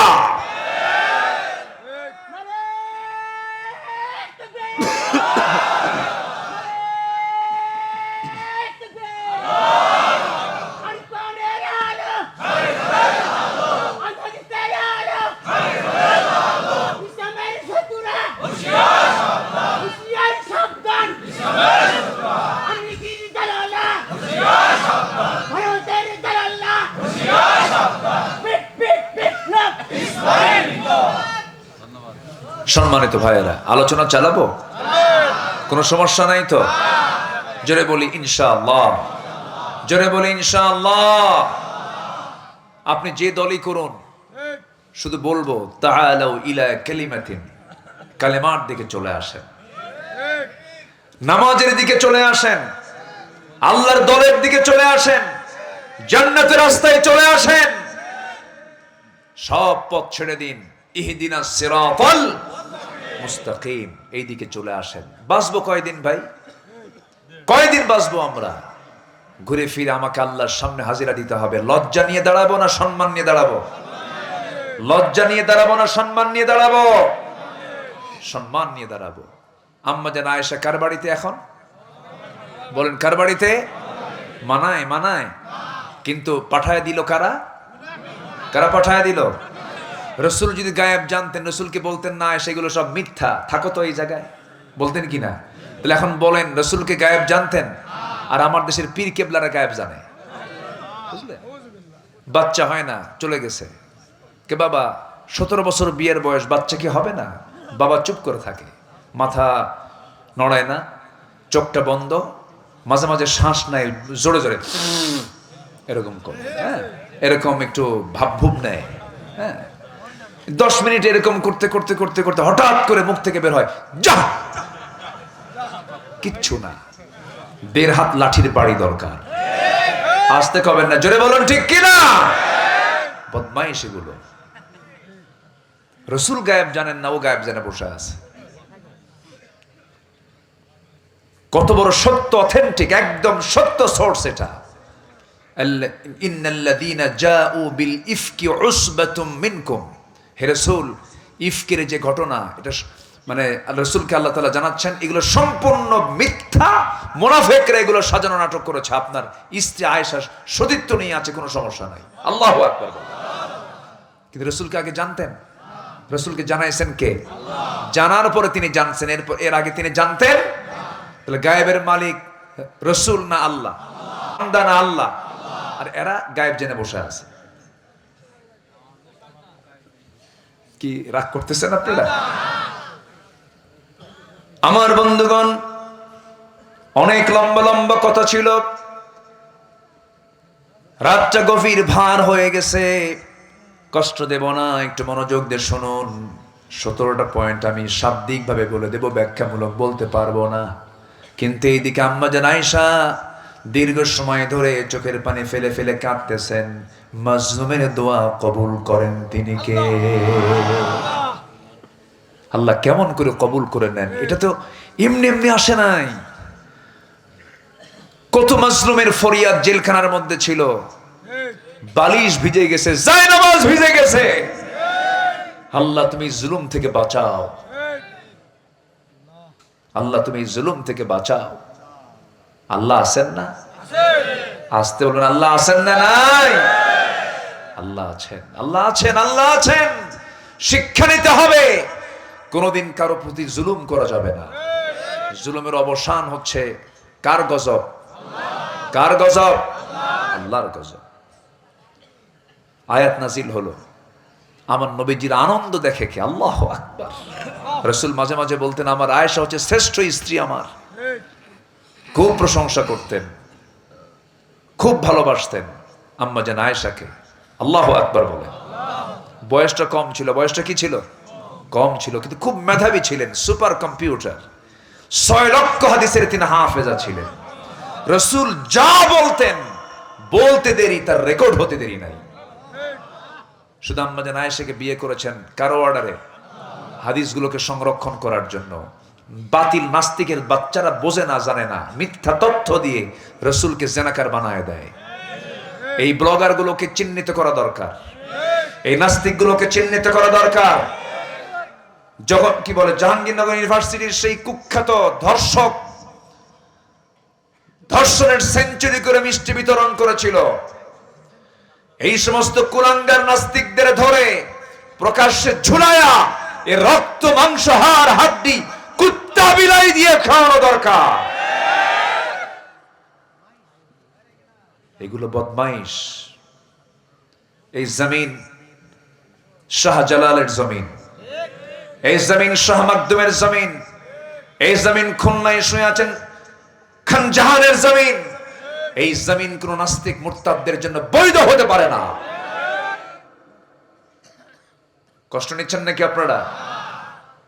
সম্মানিত ভাইয়েরা, আমার নবীজি আয়াত নাজিল হলে আনন্দ দেখে কে? রাসূল দৌড় মেরে চলে গেছেন শ্বশুর বাড়িতে। মুনাফিকরা কি কষ্টটা দিল? নবীজি গিয়ে বলছেন, আমার হুমায়রা গেল কই? রাসূল হুমায়রা বলে ডাকতেন লালি। হে লাল টুকটুকে নারী, হে লাল টুকটুকে মহিলা, তুমি কোথায়? মেয়েদেরকে যখন আপনি প্রশংসা সূচক শব্দ ডাক দিবেন, মেয়েদের যত রাগ সঙ্গে সঙ্গে আল্লাহ তা মিটাইয়া দেন। রাসূল সব কিছু বলে দিয়েছেন। নবীজির 4টা স্ত্রী একদিন নবীর সামনে দাঁড়িয়ে বলছেন, ইয়া রাসূলুল্লাহ, আমাদের মধ্যে গন্ডগোল লাগছে। কি গন্ডগোল? আপনি সত্যি করে বলুন তো, আপনি চারজনের মধ্যে কাকে বেশি ভালোবাসেন? রাসূল বলছেন, এমন প্রশ্ন করেছো, গন্ডগোল লাগবে তো দেখতেছি। আমি কার নামটা বলবো এখন চিন্তা করতে হবে। যাও, কালকে সকালে বলে দেব। চারজনকে চারজনের ঘরে পাঠায়া দিলেন। নবীজি ব্রেন বের করলেন, চিন্তা করলেন।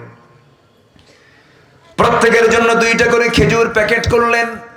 বড় বড় খেজুর 2টা করে প্যাকেট করে প্রথমে আম্মা জান আয়েশার ঘরে গিয়ে বলছেন, আয়েশা আমি তোমাকে দারুণ লাইক করি, খুব ভালোবাসা, আই লাভ ইউ। কি কথা কি বুঝতেছেন? বউকে কি বলবেন? কার বউ? অন্যের বউ নাকি আবার? নিজের বউ জানা হয়। হ্যাঁ,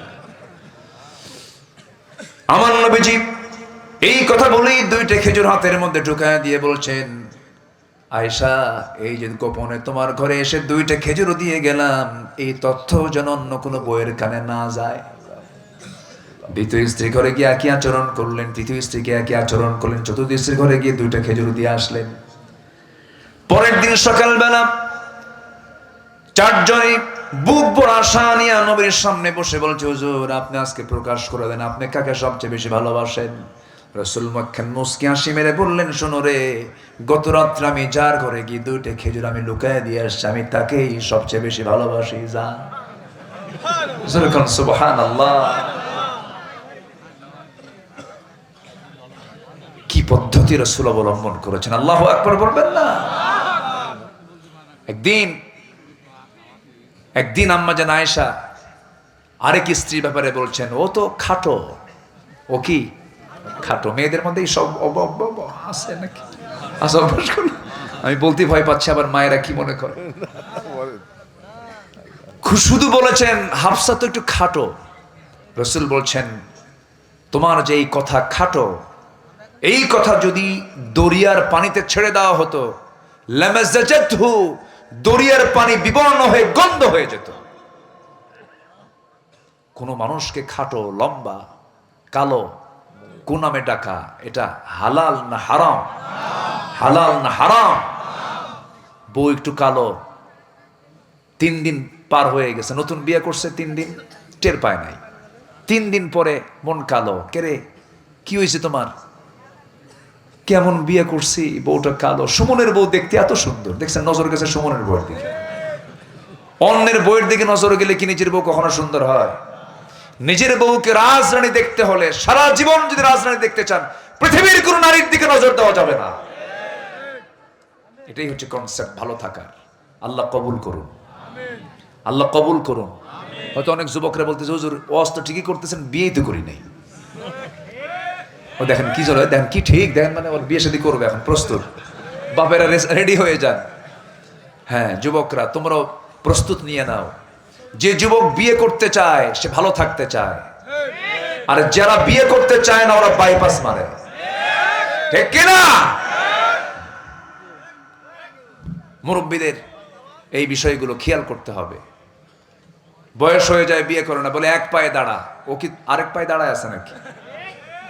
নিজের পায়ে দাঁড়া, ও তো অন্যের পায়ে দাঁড়ায় নাই। সময় হবে বিয়ে করায় দিতে হবে। রিজিকের ফয়সালা কার? রিজিকের ফয়সালা কার? কোন পাখির কি খাদ্য গুদাম আছে? আছে খাদ্য গুদাম আছে? পৃথিবীর কোন প্রাণী, মানুষ ছাড়া কোন প্রাণীর কোন খাদ্য গুদাম লাগে? একমাত্র পিঁপড়া ছাড়া কেউ খাবার সংগ্রহ করে না, শুধুমাত্র পিঁপড়া। এছাড়া কোন প্রাণীর কোন খাদ্য গুদাম নাই। কথাগুলো শুনতে আপনারা কষ্ট পাচ্ছেন কিনা জানি না। সম্মানিত ভাইয়েরা, আমার নবীজি চলে গেছেন শ্বশুর বাড়িতে। গিয়ে আস্তে করে ডাকলেন, হুমায়রা তুমি কোথায়? হুমায়রা তুমি কোথায়? লাল টুকটুকে মেয়ে তুমি কোথায়? কিন্তু আম্মা জান আয়েশার মুখে কোনো হাসি নাই, কোনো জবাবও নাই। সামনেও দেখা দিচ্ছেন না, ধরা দিচ্ছেন না। ওরে আমার হুমায়রা তুমি কোথায় গেলে? আল্লাহর পক্ষ থেকে আয়াত নাযিল হয়ে গেছে, তোমার কোনো দোষ নাই। আম্মা জান আয়েশা সঙ্গে সঙ্গে বললেন, আমি ইব্রাহিমের আল্লাহর প্রশংসা করি। কার আল্লাহর বলেন? এই কথা বলা মাত্রই রাসূল বলে ফেলেন, আয়েশা তোমার রাগ তো এখনো কমে নাই, তোমার কথার মধ্যে আমি টের পাচ্ছি। দেখেন একটু রাগ করেছেন, কিন্তু রাগের ভাষা কত জ্ঞান সূচক, কি বিজ্ঞচিত কথা, এত সুন্দর গ্রামার আটকায় দিলেন। রাসূল মুস্কি হাসি মেরে বললেন, আয়েশা বুঝতে কিন্তু পারছি, আমি টের পাইছি, চলো। রাসূল আম্মা জান আয়েশাকে সঙ্গে করে নিয়ে আনন্দ চিত্তে নিজের ঘরে ঢুকে পড়লেন। সাহাবায়ে কেরামদের মধ্যে হাসির রোল পড়ে গেছে। রাসূল হাসেন, আম্মা জান আয়েশা হাসেন, মুনাফিকরা কি? তাহলে মুনাফিকদের কি কান্নার সময় আসে? আসে। এখন কি আসছে? আসছে আসছে নাই, ও নাই, ও তো নাই। খেলবেন কার সাথে? খেলার লোকই তো নাই, চলে গেছে। আল্লাহ আল্লাহ আল্লাহ আল্লাহ আল্লাহ। নাম্বার 3 হচ্ছে অহংকার। নাম্বার 3 কি বলেন? অহংকার। আল্লাহ অহংকারকে পছন্দ করেন না। খালি বলেছিল কি জানেন? এই পৃথিবীতে আকাশ এবং জমিনে সবচাইতে প্রথম যে অপরাধ হয়েছে সংগঠিত শয়তান কর্তৃক অহংকার। কি বলেন তো? অহংকার। পৃথিবীর প্রথম অপরাধ কি? অহংকার। আসমান এবং জমিনে প্রথম অপরাধ হয়েছে অহংকারের। খলাকতানি মিন নার ওয়া খলাকতাহু মিন তিন। আমি সেজদা দেব ওকে, মানবই না আমি আদমকে। অহংকার করে বসলো কে? ইবলিস। অহংকার করে বসলো। যখন বলে ফেলেছে রাজাকারের নাতিপুতিরা চাকরি পাবে, এটা কি বিনয়ের কথা না অহংকারের কথা? এই দেশ কি একার না সবার? একার না সবার? বাবার দোষ সন্তানের কাঁধে দিবেন কেন? দাদার দোষ নাতির কাঁধে দিবেন কেন? যুবকরা ভাবছিলাম মোবাইল আসক্ত হয়ে, মাদকাসক্ত হয়ে মনে নষ্ট হয়ে গেছে, কিন্তু ওরা যে জাতে মাতাল তালে ঠিক তা বুঝি নাই। ওরা জায়গা মতো চলে গেছে। 45 মিনিট টাইম দিয়েছে তারা। যুবকরা তোমরাই সবকিছু করতে পারবে। গ্রামকে সাজাও, তোমার গ্রামের মাতব্বরকে ধরো। যদি নামাজ না পড়ে বলবেন মাতব্বর নামাজ ধরেন, মাতব্বরি থাকবেন, উচিত আপনার মাতব্বরি মানি না। কি ঠিক আছে কিনা বলেন? গ্রামের লিস্ট করবেন কারা নামাজ পড়ে কারা নামাজ পড়ে না। যারা নামাজ পড়ে না তাদেরকে দাওয়াত দিবেন। গ্রামের কোন ঘর থেকে কোন মেয়ে, কার মেয়ে বোরকা ছাড়া উলঙ্গ হয়ে বের হয়, তার বাবার কাছে গিয়ে নোটিশ দিবেন আমরা এখন স্বাধীন একটি পরিবেশে আছি, আমাদের চোখকে নষ্ট করাবেন না। আমরা যুবক, আমাদের যৌবন আছে, আপনার মেয়েকে বোরকা পরায় দেন, আপনার গ্রাম ঠিক হবে, দেশ ঠিক হয়ে যাবে। কি দায়িত্ব আছে না নাই বলেন? তার দায়িত্ব আছে না নাই? এই কথাগুলো আমার মুখ থেকে কিন্তু বের হচ্ছে, আল্লাহ বের করে দিচ্ছেন। আপনার গ্রামটাকে কু আনফুসাকুম ওয়া আহলিকুম নারা ইয়া আইয়ুহাল্লাযীনা আমানু। আল্লাহু আকবার বলেন। কি সুন্দর কনসেপ্ট। রাগ করলেন? আচ্ছা, অহংকার করা যাবে না। অহংকার কার চাদর? অহংকার করার যোগ্যতা একমাত্র কার? আল্লাহ। ব্যাখ্যামূলক তো কথা বলতে পারছি না, শেষ করে দিই নাকি দোয়া করে দিই?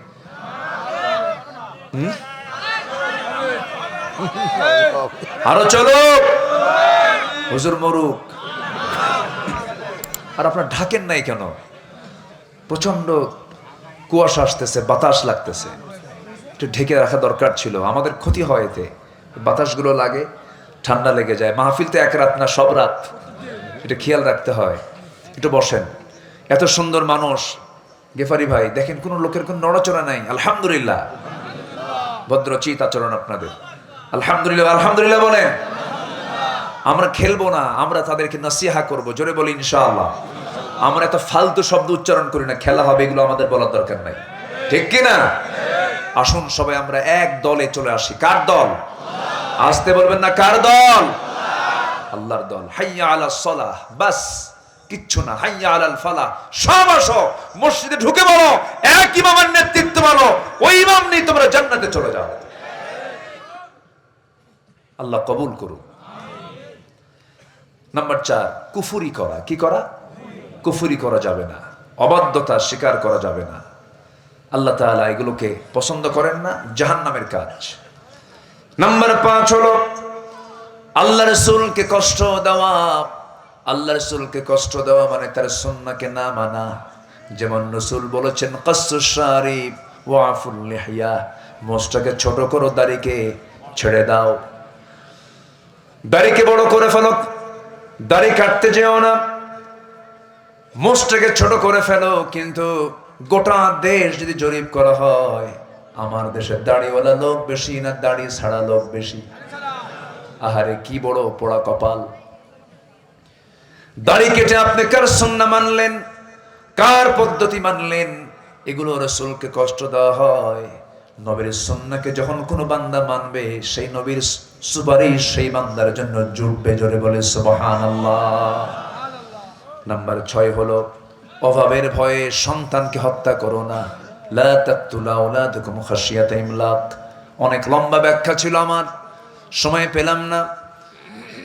আজকের ডায়াগনস্টিক সেন্টারগুলো ম্যাক্সিমাম দেখবেন কিছু কিছু মহিলা গিয়ে সন্তান ছেলে না মেয়েটাকে চেক আপ করে ছেলে হলে পরে সন্তানকে জীবিত রাখে, মেয়ের সন্তান হলে পরে আবর্ষণ করে মেরে ফেলে। আছে কিনা বলেন? সন্তানকে মেরে ফেলতেছে। কি করে খাওয়াবো আমি? আগের যুগে সন্তানকে মেরে ফেলতো। সন্তান যখন ডেলিভারি হতো, সীমা তারা গর্তের কিনারে গিয়ে বসে থাকতো। সন্তান ডেলিভারি হতো, দেখতো ছেলে না মেয়ে। মেয়ে হলে পরে জীবন্ত পুঁতে মারতো, ছেলে হলে পরে সেখান থেকে তুলে নিয়ে আসতো। আগের যুগ ছিল একই স্টাইল, এখন হয়ে গেছে আরেক স্টাইল। সেম একই তথ্য, একই অপরাধ। এই অপরাধগুলো করা যাবে না, কারণ সন্তান আপনার হতে পারে কিন্তু বান্দাটা কার? আপনি বান্দাকে খুন করছেন, আপনাকে খুনির কাতারে দাঁড় হতে হবে। এটা প্রাণ আপনি নষ্ট করছেন, জবাব দিতে হবে কার আদালতে? কার আদালতে? আমার মায়ের আলোচনাগুলো শুনছেন কিনা জানি না, মাথায় রাখবেন, কোন সন্তানকে কখনো হত্যা করা যাবে না। যা আসবে কার ফয়সালা? কার ফয়সালা বলেন? আল্লাহর ফয়সালা। আমার বন্ধুগণ, নাম্বার 7 হলো পিতামাতার সঙ্গে খারাপ আচরণ করা যাবে না। এমন লোক মনে হয় চুয়াডাঙ্গায় নাই, আসতে কয় নাটোরে। গত বছর এক মাহফিলে গেছি। সেই মাহফিল আমার একটা চিরকুট আমার হাতে আসলো। মঞ্চে এক মহিলা বয়স লেখছে, আমি 72 বছর বয়সের একজন বৃদ্ধা নারী লেখছে। লেখাটা কাঁপা কাঁপা, বয়স্ক মানুষ তো 72 বছর। সেই চিঠিতে লিখছেন, আমার 3টা ছেলে, 3 ছেলের ঘরটাই আমার ঘরের চতুর্পাশে। ওদের রান্না করার প্রত্যেকটা খাবারের গন্ধ আমার নাকে আসে। আমি একা রান্না করে খাই, গন্ধ পাই। আমার অমুক ছেলের ঘরে অমুক রান্না হয়, অমুক ছেলের ঘরে অমুক রান্না হয়। আমাকে একা রান্না বান্না করতে হয়। হুজুর, এটা আমার জন্য খাস করে দোয়া করবেন, সন্তানদের জন্য দোয়া করবেন, তারা যেন আমার দিকে একটু নজরটা দেয়। নিজের পরিচয় গোপন করেছে। মা জানে যে আমার সন্তানদের এই দোষটাকে আমি প্রকাশ করলে সন্তানদের মান সম্মান থাকবে না, প্রকাশও করে না। এই পৃথিবীতে একজন মানুষ, 2জন মানুষ, মা আর বাবা, সন্তানদের সমস্ত তথ্য তারা আড়াল করে মুখ বুজে হাসি মুখে তারা চলাফেরা করে। আল্লাহু আকবার বলেন। আছে না নাই? আছে। এগুলো করা যাবে না। বাপ মাকে ভাত দিতে হবে সবার পরে না সবার আগে? কোরআনকে প্রশ্ন করুন, কোরআন তুমি বলো তো, আমি কাকে আগে খাবার দেব, আমি কার জন্য আগে খরচ করব? কোরআনের জবাব নাই? আছে না নাই বলেন তো? দেখেন কোরআন জবাব দিচ্ছে, ইয়াসআলুনাকা মাযা ইউনফিকুন কুল মা আনফাকতুম মিন খায়রিন ফালিল ওয়ালিদাইনি ওয়াল আকরাবিন। 1 নম্বর খরচ হতে হবে তোমার বাপ মার জন্য, এরপরে তোমার আকরাবিন, বউ আছে, বাচ্চা আছে, ছেলে আছে, মেয়ে আছে। কিন্তু আল্লাহ বলে দিচ্ছেন যে বেতনটা পাবা, 1 মাস পরে বেতন পাচ্ছ, তোমার বউটা তোমার কাছে আছে, তোমার বাপ মা তোমার গ্রামে আছে, সমস্যা নাই। তোমার আব্বা আম্মার জন্য তুমি যে বেতনটা পেয়েছো, সেই বেতনটা খরচ করার আগে সবার আগে পাঠায় দিতে হবে কোরআন অনুযায়ী কার কাছে? কার কাছে বলেন? বাপ মার কাছে খরচ তাদের জন্য আগে দিতে হবে। আল্লাহ সিরিয়ালে দিয়েছেন কারটা আগে? মা বাবারটা আগে দিয়েছেন। কোনো খবরই রাখে না এমন সন্তান মেহেরপুরে চুয়াডাঙ্গা আছে না নাই? R15 নে ঘরে, ছেলে R15 নে ঘরে, মাথার চুলগুলো বড় করে ঘরে, নেতার পিছনে ঘরে, আর বাবা না খায়া থাকে, বাবা রিক্সা চালায়। অসভ্য সন্তান এগুলো। আচ্ছা বলুন তো, মা বড় না বউ বড়? ভালো করে এখন চিন্তা করে এখন, মা বড় না বউ বড়? মাহফিলে মা বড়, বাড়িতে বউ বড়। দেখছেন কয় ঠিক, এই যে কইছে ঠিক, তাই তো। হ্যাঁ হ্যাঁ, মাহফিলে জোর করায় বলে হ্যাঁ মা বড়, বাড়িতে গিয়ে কয় না আমার বউ বড়। বউ একটা কথা বললে পরে বাস কোনো কথা নাই, মা যেখানে যায় যাক, না মায়ের জায়গায় মাকে রাখবো, আমরা বউয়ের জায়গায় বউকে রাখবো। জোরে বলি ইনশাআল্লাহ। কথাগুলো কি বলার দরকার ছিল? আছে কিনা বলেন? আমরা খেয়াল রাখবো। জোরে বলি ইনশাআল্লাহ। অনেক কথা আজকে আমরা আর না বাড়াই, যতটুকুন হয়েছে অনেক রাত হয়েছে।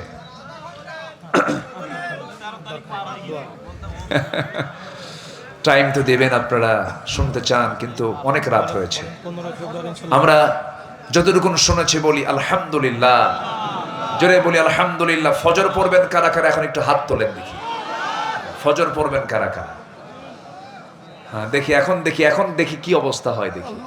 জোরে বলি ইয়া আল্লাহ, আমাদেরকে ফজর, যোহর, আসর, মাগরিব, ইশা 5 ওয়াক্ত সালাত নামাজ আদায় করার তৌফিক তুমি আল্লাহ দিয়া দাও।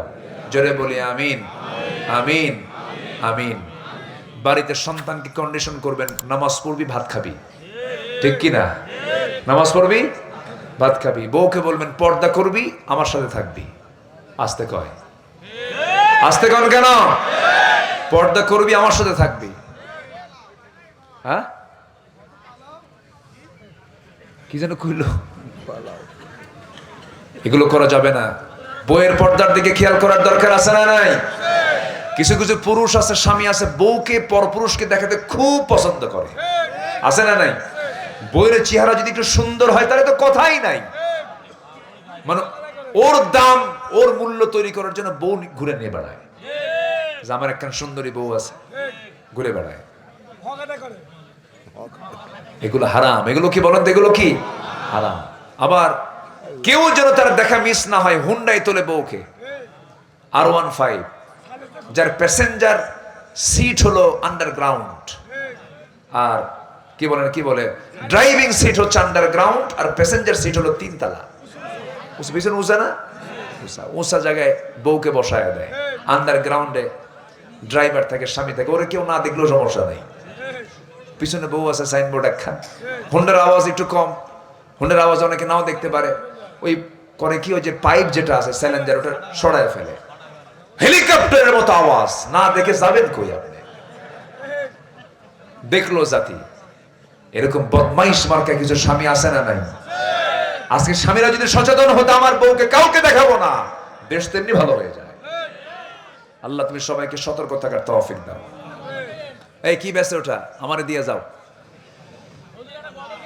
জি সবাই বলে সুবহানাকা আল্লাহুম্মা ওয়া বিহামদিকা আশহাদু আল্লা ইলাহা ইল্লা আনতা আস্তাগফিরুকা ওয়া আতুবু ইলাইকা। চিৎকার মেরে বলি ইয়া আল্লাহ, আমার জীবনের, এই বসেন, এই চাচা বসেন, ডাকুক, বলেন ইয়া আল্লাহ, আমার জীবনের সাগীরা কবীরা, ছোট বড় সব গুনাহ তুমি আল্লাহ মাফ করে দাও। জোরে বলুন ইয়া রাব্বাল আলামিন, ইয়া রাব্বাল আলামিন। একটু নামাজের মতো করে বসি, আমরা নামাজের মতো করে বসি। সবাই বলে সুবহানাকা আল্লাহুম্মা ওয়া বিহামদিকা আশহাদু আল্লা ইলাহা ইল্লা আনতা আস্তাগফিরুকা ওয়া আতুবু ইলাইক। ভাই আপনি দোয়া করে দেন।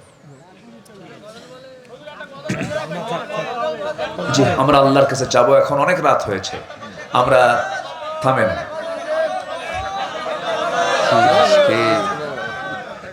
শুনবেন কিন্তু মাইকের সার্ভিস কিন্তু আজকে আমার খুব কষ্ট হলো, এটা আওয়াজ বাড়ান তো।